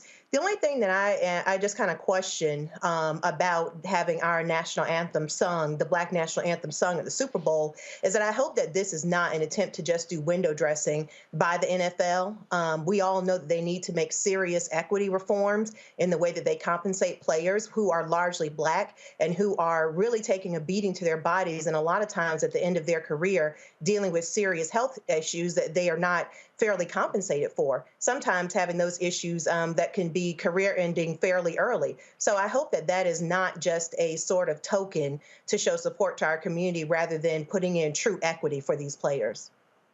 That is exactly what it is. It's exactly a token for them. They've been doing it since the George Floyd protest. If you remember, that was the same time they started putting "End Racism" in the back of the end zone and on the back of their helmets. Even with the "End Racism" on the helmets, they were still racist towards Brian Flores, racist towards Steve Wilkes, racist towards all these other black coaches. But they're happy to have you sing the national anthem, as long as that doesn't cost them millions of dollars. Dr. Malveaux, why do you think conservatives have a particular hatred for black women, and particularly excellent black women? We saw Marjorie Taylor Greene tweet out, Chris Stapleton's national anthem was great as opposed to all the other wokeness that happened. Why do conservatives have such a problem with black women being exalted and being excellent on a national stage? Well, you know why, Robert. You know, the anti-blackness visits black women even more acutely. I call it the misogynoir, where basically it's a misogyny that is amplified by our blackness. I don't know what it is that makes white people so hateful, Marjorie Greene so stupid, but what I know is that Rihanna did a great job, Shirley Ralph did a great job, black women excel, and we have seen that. We've seen it. You're down there in Atlanta where you saw Latasha and Melanie Campbell and the others. Sisters have been bringing it. And because we've been bringing it, there are those who just wish we would go away, but we're not going to go away. Again, you know, Black resistance is the theme for Black History Month, and many sisters are resisting in terms of everything they do. But I was just repulsed by what does that man, the orange orangutan, have to do with the Super Bowl? Why does he have anything to say? Marjorie Taylor Greene, same thing. You know, I mean, I saw her at the State of the Union with that white fur and that white dress on. I said, all you need is a hood on your head, honey, so that you don't have to masquerade yourself. But, you know, we've seen this historically as we make gains, not only as Black women, but as Black people. When we make gains, then to Roland, white rage comes and tries to snatch them back. What I liked about the Super Bowl, frankly, was that there were 2 Black quarterbacks. I'm not a football fan, but that is Black history. 2 Black quarterbacks when 20 years ago, they acted as if Black people didn't have enough sense to be a quarterback. So it was a historic Super Bowl, and the singing of the anthem certainly is no more than window dressing, but I still like to hear it sung. You know, it's interesting to me on the point about the 2 Black quarterbacks. Normally for Super Bowls, I've been watching Super Bowls since I was born. The concentration is on the 2 quarterbacks, back and forth, their rivalry, their life stories, etc. You didn't see that this year. The story was about the Kelce brothers, Travis Kelce for Kansas City and Jason Kelce for Philadelphia, their family dynamics. And they had Mama Kelce at the game and Daddy Kelce, and they talked about them in college and all these other things. Because when it's 2 brothers as quarterbacks, that's also not a story, so they have to find something else that's interesting to the mass of the population. Dr. DeBang, I wanted to get your take on this. What has to happen for it to no longer be controversial for Black folks to speak on their own behalf in their own spaces? Because if it's just us making the money, that's fine. But at lower levels, if we try to sing our national anthem, then all of a sudden there's too much wokeness overrunning the country. We have to keep doing exactly what we're doing. In my work as a practitioner and trainer in diversity, equity, and inclusion and belonging, I'm always talking to organizations about what are you doing to make sure that everybody feels seen and that everybody feels heard and everybody feels like they're being celebrated and not tolerated. You have an organization in the NFL that has almost 60% Black players and 0% Black ownership. And so the Black players have run the league. And as Dr. Malveaux was saying, the quarterbacks was something that, you know, we had Doug Williams and others throughout history, but not enough, because the quarterbacks was never something that was really optional for Black football players until recent history. And so we have to be mindful of that. And so what we have to keep doing is we have to keep speaking out. You know, Jay-Z has been involved with the NFL for a while, and he gets a lot of criticism for some of his moves. But one of the things that he's been doing is in these entertainment spaces, he's been part of the group that's making sure that these Black voices are heard. We had Shirley Lee Ralph perform this, our anthem, the Black national anthem, 123 years from the day that it was first performed in 1900. That's history there. When you see what Rihanna's doing, this is the sister who sold clothes or shoes on the streets with her dad in Barbados, and people want to, and look at what she's doing now, and pregnant on top of that. She represents the American dream in every way, shape, or form. These conservatives want to talk about pulling yourself up by the bootstraps. Well, what about the black people who didn't even have boots or managed to get a hold of some and pull their boots up to those higher heights that you see Rihanna singing from right now? So what we have to keep doing is, while they keep complaining, we have to keep pushing the envelope. We have to keep jumping in their faces with it in terms of our celebration, not belligerence, but just celebrating who we are. And of course, we need networks like the Black Star Networks to make sure that the stories of Hurts and Mahomes are going to be talked about, like you're doing right now, when these other news networks and sports networks are going to make those two brothers the priority. So we got to keep speaking up. We got to keep being inclusive, and we keep, if we're going to, if we're not going to see Kaepernick ever play again, we have to bring the spirit of what Kaepernick was fighting for to the NFL to make sure that they are continuing to go on a process of making sure that black inclusion is not just performative, but also leads towards ownership and, of course, more black quarterbacks in the league. All right. Well, I think it's important that we highlight our own stories, and that's why you have something like the Black Star Network. We're going to keep this conversation going. We'll be back after the break. You're watching Roland Martin Unfiltered, streaming live on the Black Star Network. Black Star Network is here. Oh, no punch! I'm real revolutionary right now. Thank you for being the voice of Black America. All momentum we have now, we have to keep this going. The video looks phenomenal. See, there's a difference between Black Star Network and black-owned media and something like CNN. You can't be black-owned media and be scared. It's time to be smart. Bring your eyeballs home. You dig? Hi, I'm Dr. Jackie Hood Martin, and I have a question for you. Ever feel as if your life is teetering and the weight and pressure of the world is consistently on your shoulders? Well, let me tell you, living a balanced life isn't easy. Join me each Tuesday on Black Star Network for a Balanced Life with Dr. Jackie. We'll laugh together, cry together, pull ourselves together, and cheer each other on. So join me for new shows each Tuesday on Black Star Network, A Balanced Life with Dr. Jackie.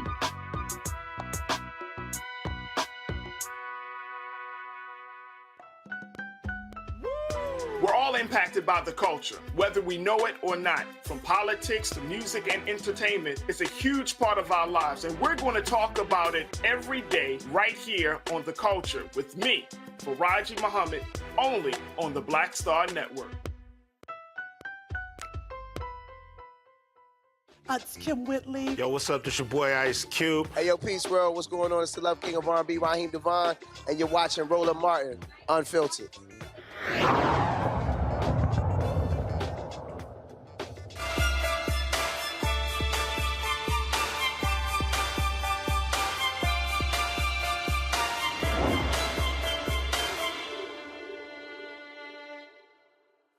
It is American Heart Month. As many of you know, over 805,000 Americans have heart attacks every year. The leading cause of death, heart disease kills over 700,000 people each year. Now, one of the leading causes of heart issues is stress. Here to talk a little bit about stress and what can be done to increase your heart health is cardiologist Dr. Rachel M. Bond. Dr. Bond, how are you doing this evening? Hi, I'm very good. Thank you for having me. Oh, thank you for joining us. I think this is a crucial issue. I've told people before, my father died from heart disease. It's something that's run prevalent in my family. My grandmother had 13 kids, 8 boys and 5 girls. All 8 of the boys died, most of them because of heart disease and heart-related issues. So it's something that hits very close to home for me. For people who have a history in their family of heart-related issues, what are some of the preventative steps they need to be taking to ensure that they do not kind of fall victim to their family legacy? Absolutely. So first and foremost, it's actually knowing what your risk factors are. As you mentioned, genetics does play a major role, but it's not genetics that actually lead to 80% of heart disease being preventable. Knowing the other risk factors like your blood pressure, what your cholesterol is, if you have a history of diabetes or even borderline diabetes, if you're exercising and eating a healthy diet, all of those are things that actually allow heart disease 80% of the time to be preventable.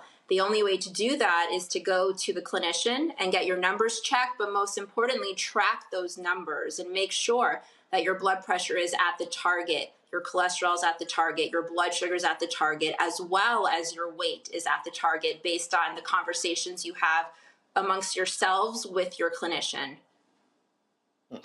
And with that, we talk a lot about how to get your blood pressure under control, but I talk to a lot of Black men in particular, and some of them are watching and they know that I've talked to them about this, about going to the doctor, and they all say to a man, well, I'm afraid they're going to put me on pills. Can you talk a little bit about how being on pills is a lot less bad than dying? So that's a very profound statement. What I will say is that many a times, even before we get to the point of needing pills, we really do hone in and focus on lifestyle. Exercising 30 minutes a day of moderate cardio, which includes walking at a brisk pace, that can lower your blood pressure sometimes by 10 to 15 points. And then coupling that with a heart-healthy lifestyle where you're lowering the amount of sodium intake, that could further drop your blood pressure down. You are absolutely right to say that there are certain situations where lifestyle may not be enough, and that's where medications are absolutely necessary. And as you noted, if the medications are necessary, what they're doing is they're preventing a stroke, they're preventing a heart attack, and they're possibly saving your life.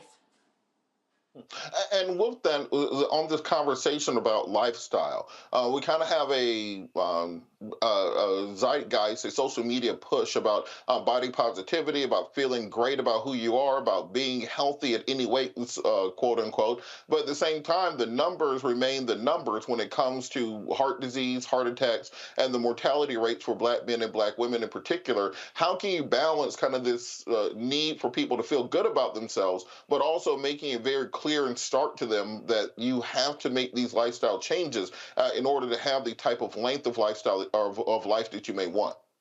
Absolutely. And I do think that there is a stigma in our community in particular, and many communities of color, that if you are overweight or obese, sometimes people are going to look at you differently or treat you differently. But it's important that people acknowledge the fact that obesity is a chronic medical condition, just like having high blood pressure, just like having high cholesterol, and just like having diabetes. A lot of those chronic medical conditions can be managed with lifestyle, but sometimes we may need other interventions, including medications. And I think that for us as clinicians, we do have to become more comfortable having those conversations with our patients, because that could be a matter of having a stroke or having a heart attack or not. And I'm erring on the side of not, by knowing that not only what our risks are, but more importantly, doing everything we can to lower the likelihood of having those poor outcomes. So I do think that it's extremely important for us to think about our health individually and think about it more in the sense that if I know what my risks are now, and the earlier we know our risks, the better. Because the thing about heart disease, it's a chronic condition, but it's so largely preventable that if we know our risks immediately, and the younger the better, we could actually prevent these bad outcomes from happening. Absolutely. I got one more question. I'm going to bring the panel in on this discussion because I'm sure they have very important insights. But when you talk about this need to change diets, that's where I found you have the highest amount of resistance. Folks saying, well, there ain't no seasoning on it, there ain't no flavor on it, this tastes like white people food, this tastes like hospital food, etc. What are the things that we need to do, particularly with our families and friends and loved ones, if not ourselves, to help them understand the needs to have a better and healthier diet, cut down on sodium, cut down on seasonings, while you can still have good food, flavorful food, but something that won't put you in the grave? Absolutely. And you said it perfectly, that we want to think about this not necessarily as a diet, but more of a lifestyle change, and a lifestyle change not just for us, but our entire tribe, including our family, our friends, and our colleagues. And one way to do so is that we know when we have foods that are high in extra sodium, a lot of that are processed foods, foods that we unfortunately may not have an opportunity to cook, that can lower, if we remove those types of foods from our diet, that can lower the likelihood of having a lot of these chronic medical conditions. We know that even though some of the foods we think that are more bland tend to be, or the foods that are more bland tend to be more healthier, we can still have our flavors even without sodium, because spices, as an example, do not impact our blood pressure. They don't impact our blood sugar. So speaking with your healthcare professional about what diet works best for you, and even considering utilizing the care of a registered dietitian who may be able to perfect that diet to your particular culture, actually can go a long way. But in summary, the main things that we want to avoid are excessive amounts of sodium and excessive amounts of saturated fat, a lot of which comes from red meat and fried food, as well as processed foods. Absolutely. Let's bring our panel in. Dr. Dominga, did you have a question? Yes, thank you for all of the incredible work that you're doing, Dr. Bond, in this field. One of the questions that I have is, what are your thoughts as it relates to stress in our community as it relates to the incidents that we're seeing of police violence and Tyree Nichols and the like? You know, I've read stories about how seeing things like this can have an entire community impact as it relates to our levels of stress. What advice do you have for us as it relates to getting in touch with acknowledging that and managing that? Yeah, that's a wonderful question. And I will say that psychosocial stress, what we as communities of color have to encounter absolutely impact our cardiovascular health. We actually know that data shows that people who have a large amount of stress, generalized anxiety, coming from the social aspects of discrimination, feeling as though they're necessarily being targeted because of who they are and what they look like, they actually have worse cardiovascular outcomes. As such, what we as cardiologists are trying to do is factor in those social aspects to the conversation when we're caring for our patients to see, beyond just not having the opportunity to eat healthy, what's the driver to that? What are the social drivers that are limiting the patient's ability to access healthy food? But most importantly, are there any stressors that could be causing an inflammatory response that's actually triggering prematurely them to have a lot of these underlying risk factors that lead to premature heart disease? So I think that stress is such an important thing that we as clinicians need to do a better job in screening for and feeling more comfortable having conversations with our patients regarding. Absolutely. Dr. Malveaux? First of all, sister, thank you for your work. I appreciate it. We appreciate the ways that we have to look at health and it doesn't hit us all equally. So what I'd like you to talk about a little bit is Black women and heart disease. I know that we are as likely to die from heart disease, I believe, as men are, but correct me if I'm wrong. But while we talk a lot about breast cancer, which we must, I don't think we talk enough about heart disease. We do not. And just to put it into perspective, 1 in 30 women will die from breast cancer, whereas 1 in 3 will die from heart disease. And when you actually think about it as Black women, greater than 1 in 2 will die from heart disease. It is, when we think about it in the greater scheme of things, Black women are probably the highest risk population. And a lot of it does fall into the predisposition to many of those risk factors I mentioned, the high blood pressure, the high cholesterol, and the diabetes. But all of those are driven similarly by those psychosocial stressors. I mean, stress factors in the discrimination, the sexism that many of us encounter as women as well. All of that trickles into why there is a predisposition for some of us, particularly Black women, to have these chronic medical conditions. And the good news is that, as I said, heart disease is preventable 80% of the time. So making sure you're going every year for your well woman checkup, getting your cholesterol checked, your blood pressure checked, your blood sugar checked, someone's talking to you about your weight, talking to you about what is a heart healthy diet and what exercise you should be doing, all of that can actually lower the likelihood of having a bad outcome, such as a heart attack. And State Representative Shannon, real quick, I have about a minute left. Thank you for all the great information you've given us. Just real quick, some people say that walking is the gold standard for reducing blood pressure, as you mentioned before. But is it really specifically about the brisk walking, or is it really just 30 minutes of any cardio exercise is going to get your heart pumping? So a stationary bike, Zumba, does it have to be walking?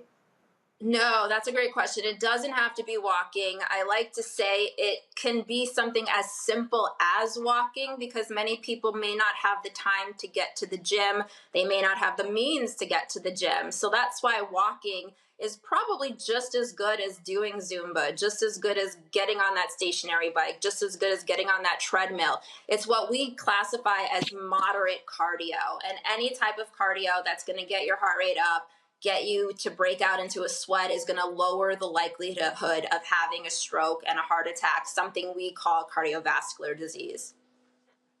Well, we thank you so much for all the work that you've done. Can you talk a little bit about resources for people where they can go that will tell them what you need to be eating, what you need to be doing, and kind of best practices to start the preventative measures now and not wait till it becomes an emergency? Absolutely. So I am honored to volunteer with the Association of Black Cardiologists, which is a non-for-profit organization that really has focused in on lowering the chances of having heart disease and stroke in the Black community. We have a series of resources on the website, which is abcardio.org. On that website, you'll have 7 simple steps to how to maintain a heart-healthy lifestyle, a lot of which I talked about today. But also there is access to a cookbook that gives you the opportunity to understand what actually would be a heart-healthy meal to make for you and your family. And I emphasize family because I do think it's important that we talk about the generational health, how what we do will impact our children and our loved ones, including our friends and our colleagues. We thank you so much for all that you're doing. Thank you for keeping us updated. And it's very important that everybody follows this information from your doctor. No, it will not make your food bland. It'll just make you live a little bit longer so you can eat more of it. Thank you so much, Dr. Bond, for everything you're doing. We're going to continue this conversation on the other side of the break, talking about pediatric heart issues. You're watching Roland Martin Unfiltered, streaming live on the Black Star Network. Hatred on the streets, a horrific scene, a white nationalist rally that descended into deadly violence. White people are losing their damn minds. As an angry pro-Trump mob storms the U.S. Capitol, we're about to see the rise of what I call white minority resistance.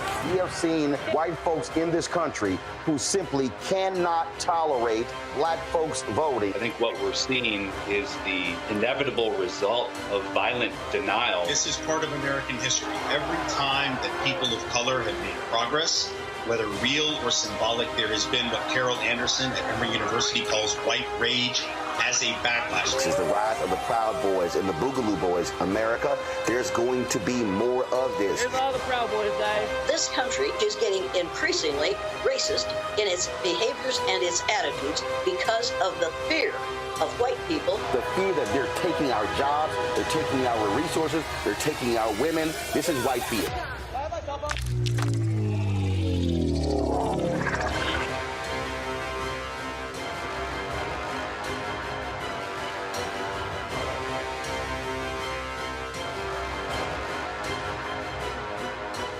On a next, A Balanced Life with me, Dr. Jackie, a relationship that we have to have.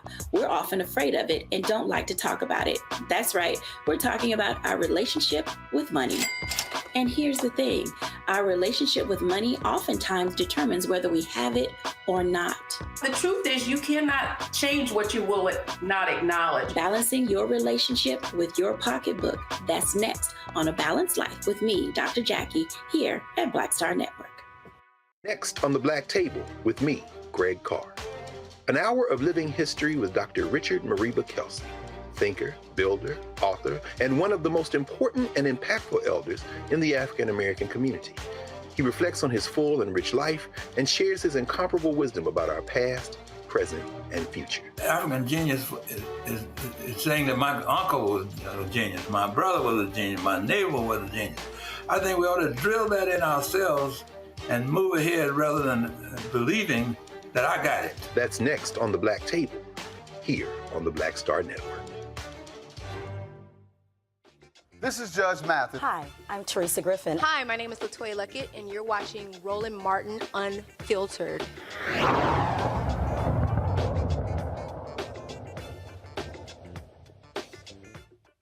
before the break, we had a conversation with Dr. Bond about the need for cardiovascular health for the African American community. But what many people do not think about is the fact that many of these habits are formed in childhood, and that we have a growing number of Black children who are affected by heart disease. Joining us now to discuss how heart disease is affecting kids is Dr. Annette Ansong. Dr. Ansong, how are you doing this evening?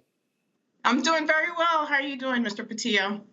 I'm doing great. Well, thank you so much for all that you do in the community.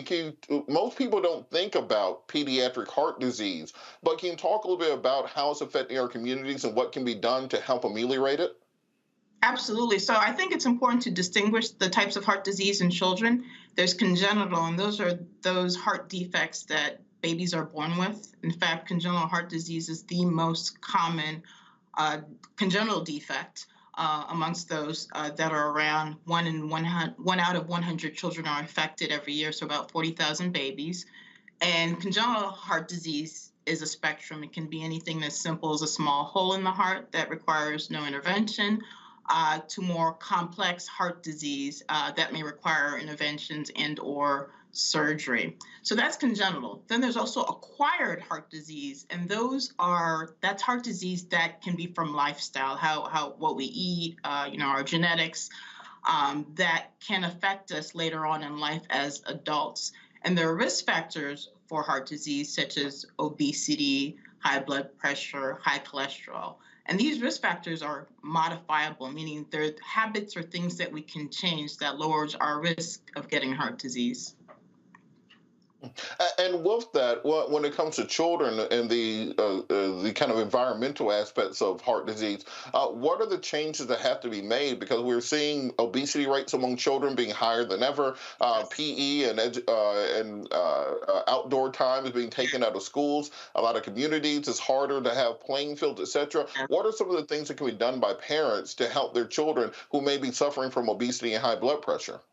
Yeah, you hit it right on the head. Obesity is an epidemic in children. It's a big one. In fact, it affects our community, our Black and brown children, the most. And in regards to what we can do to lessen that, to fix that, would be, one, we need to prioritize our health. Because if we're not thinking about it, it's not going to happen. And it starts with the parents. If the children see their parents taking their heart health seriously, their health and wellness seriously, then they too know that this is something important. And I like to employ something that I call the DEW method, DEW, diet, exercise, and water. And part of that, with our diet, we have to eat foods that are high in fiber, less in sugar, fat, and salt. So a lot of this comes from the fruits and vegetables that we eat or can eat on a daily basis, at least 4 to 5 servings of fruits and vegetables. And then also exercise. Children between 2 and 19 years of age should be getting at least 1 hour of moderate to vigorous activity every day. And then in regards to water, kids should be drinking at least 8 cups of water a day. But the biggest thing, I think the biggest factor with all of this, that the parents have to be the influencers, if I may use the term, because, like I said, they're the role models for their children. If they take it seriously, their children will take it seriously. You can even make it a family affair. I think it makes it more engaging for the children, along with the family members too, as well. Well, you talked a little bit about influencers, and it made me think a couple weeks ago when the Waffle House sandwich went crazy. You buy 2 waffles, you fill it with like a Philly cheesesteak and bacon and all this other stuff, and people just went wild around the country, going to pay $30-something for a Waffle House sandwich. I think about the pink sauce that was viral last year. Now you can buy that in Walmart, etc. So the reason I say the social media has such a strong pull, particularly on young people. Yeah. How can we use social media to help promote a healthy lifestyle and heart health?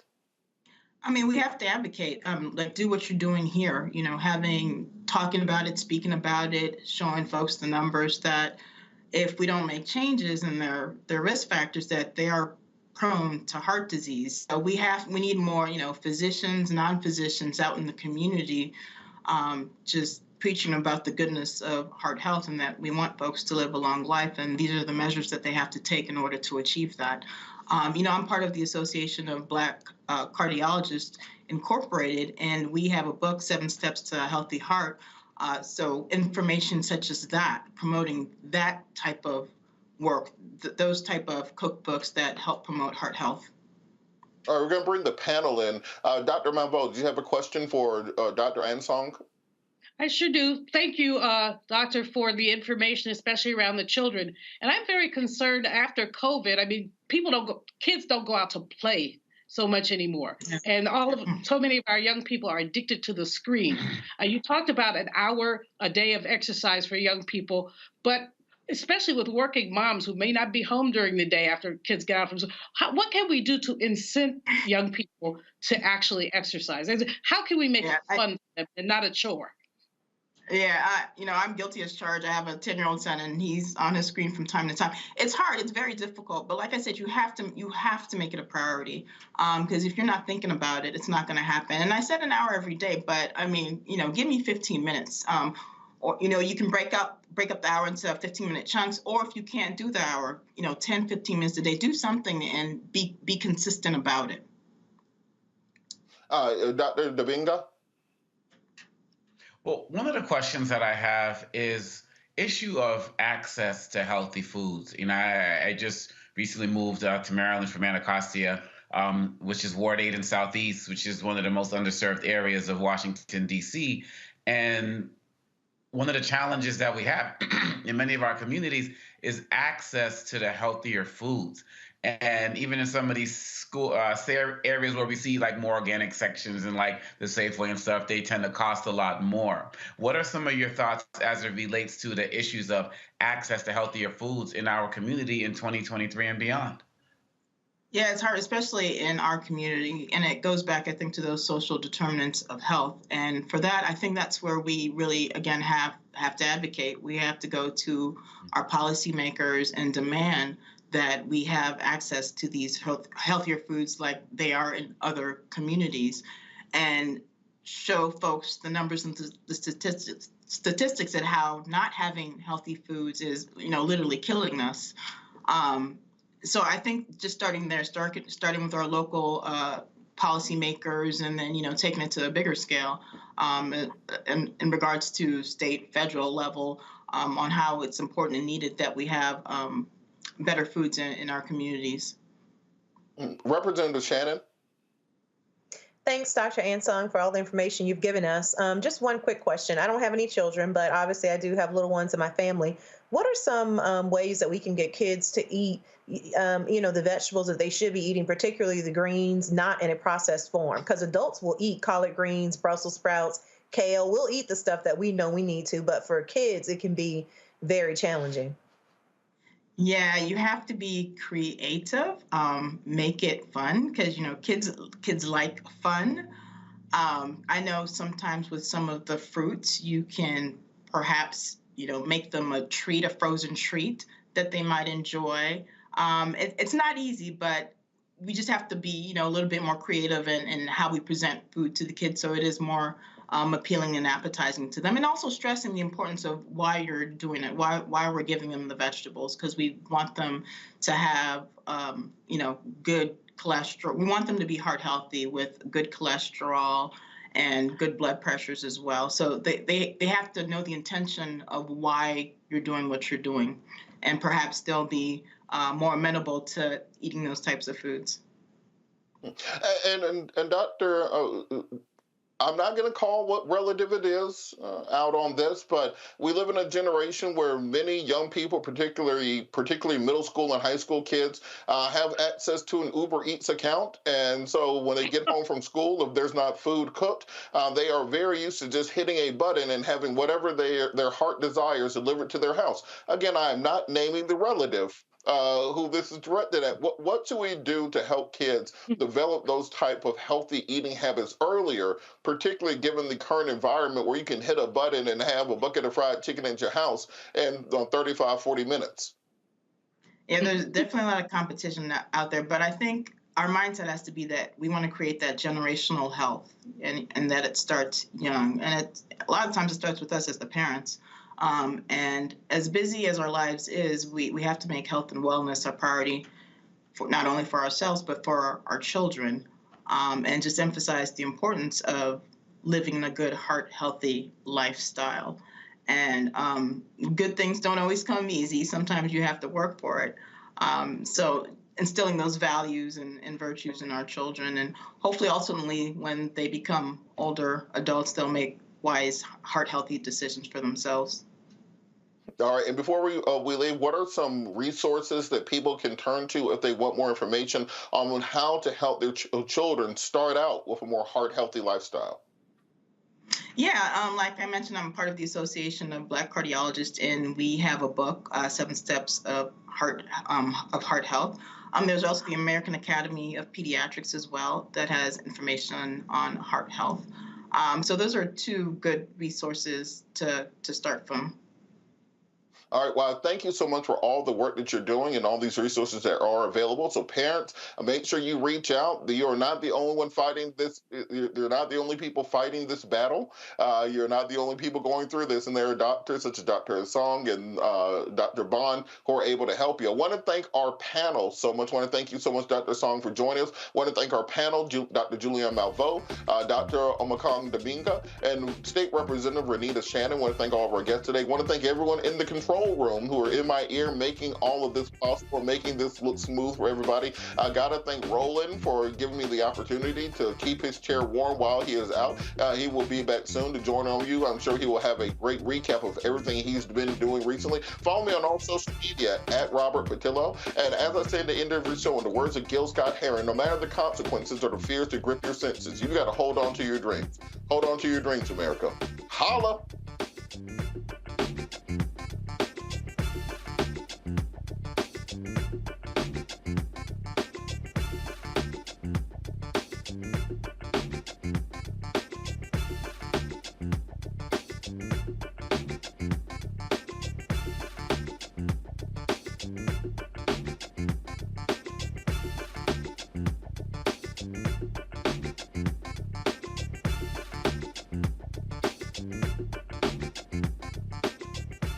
Folks, Black Star Network is here. Oh, no punches! I'm real revolutionary right now. Support this man, Black Media. He makes sure that our stories are told. Thank you for being the voice of Black America, Roland. Stay black. I love y'all. All momentum we have now, we have to keep this going. The video looks phenomenal. See, there's a difference between Black Star Network and Black-owned media and something like CNN. You can't be Black-owned media and be scared. It's time to be smart. Bring your eyeballs home. You dig? Pull up a chair, take your seat at the Black Table with me, Dr. Greg Carr, here on the Black Star Network. Every week, we'll take a deeper dive into the world we're living in. Join the conversation only on the Black Star Network. Hi, I'm Dr. Jackie Hood Martin, and I have a question for you. Ever feel as if your life is teetering and the weight and pressure of the world is consistently on your shoulders? Well, let me tell you, living a balanced life isn't easy. Join me each Tuesday on Black Star Network for A Balanced Life with Dr. Jackie. We're all impacted by the culture, whether we know it or not. From politics to music and entertainment, it's a huge part of our lives, and we're going to talk about it every day right here on The Culture with me, Faraji Muhammad, only on the Black Star Network. I'm Deborah Owens, America's Wealth Coach, and my new show, Get Wealthy, focuses on the things that your financial advisor and bank isn't telling you, but you absolutely need to know. So watch Get Wealthy on the Black Star Network.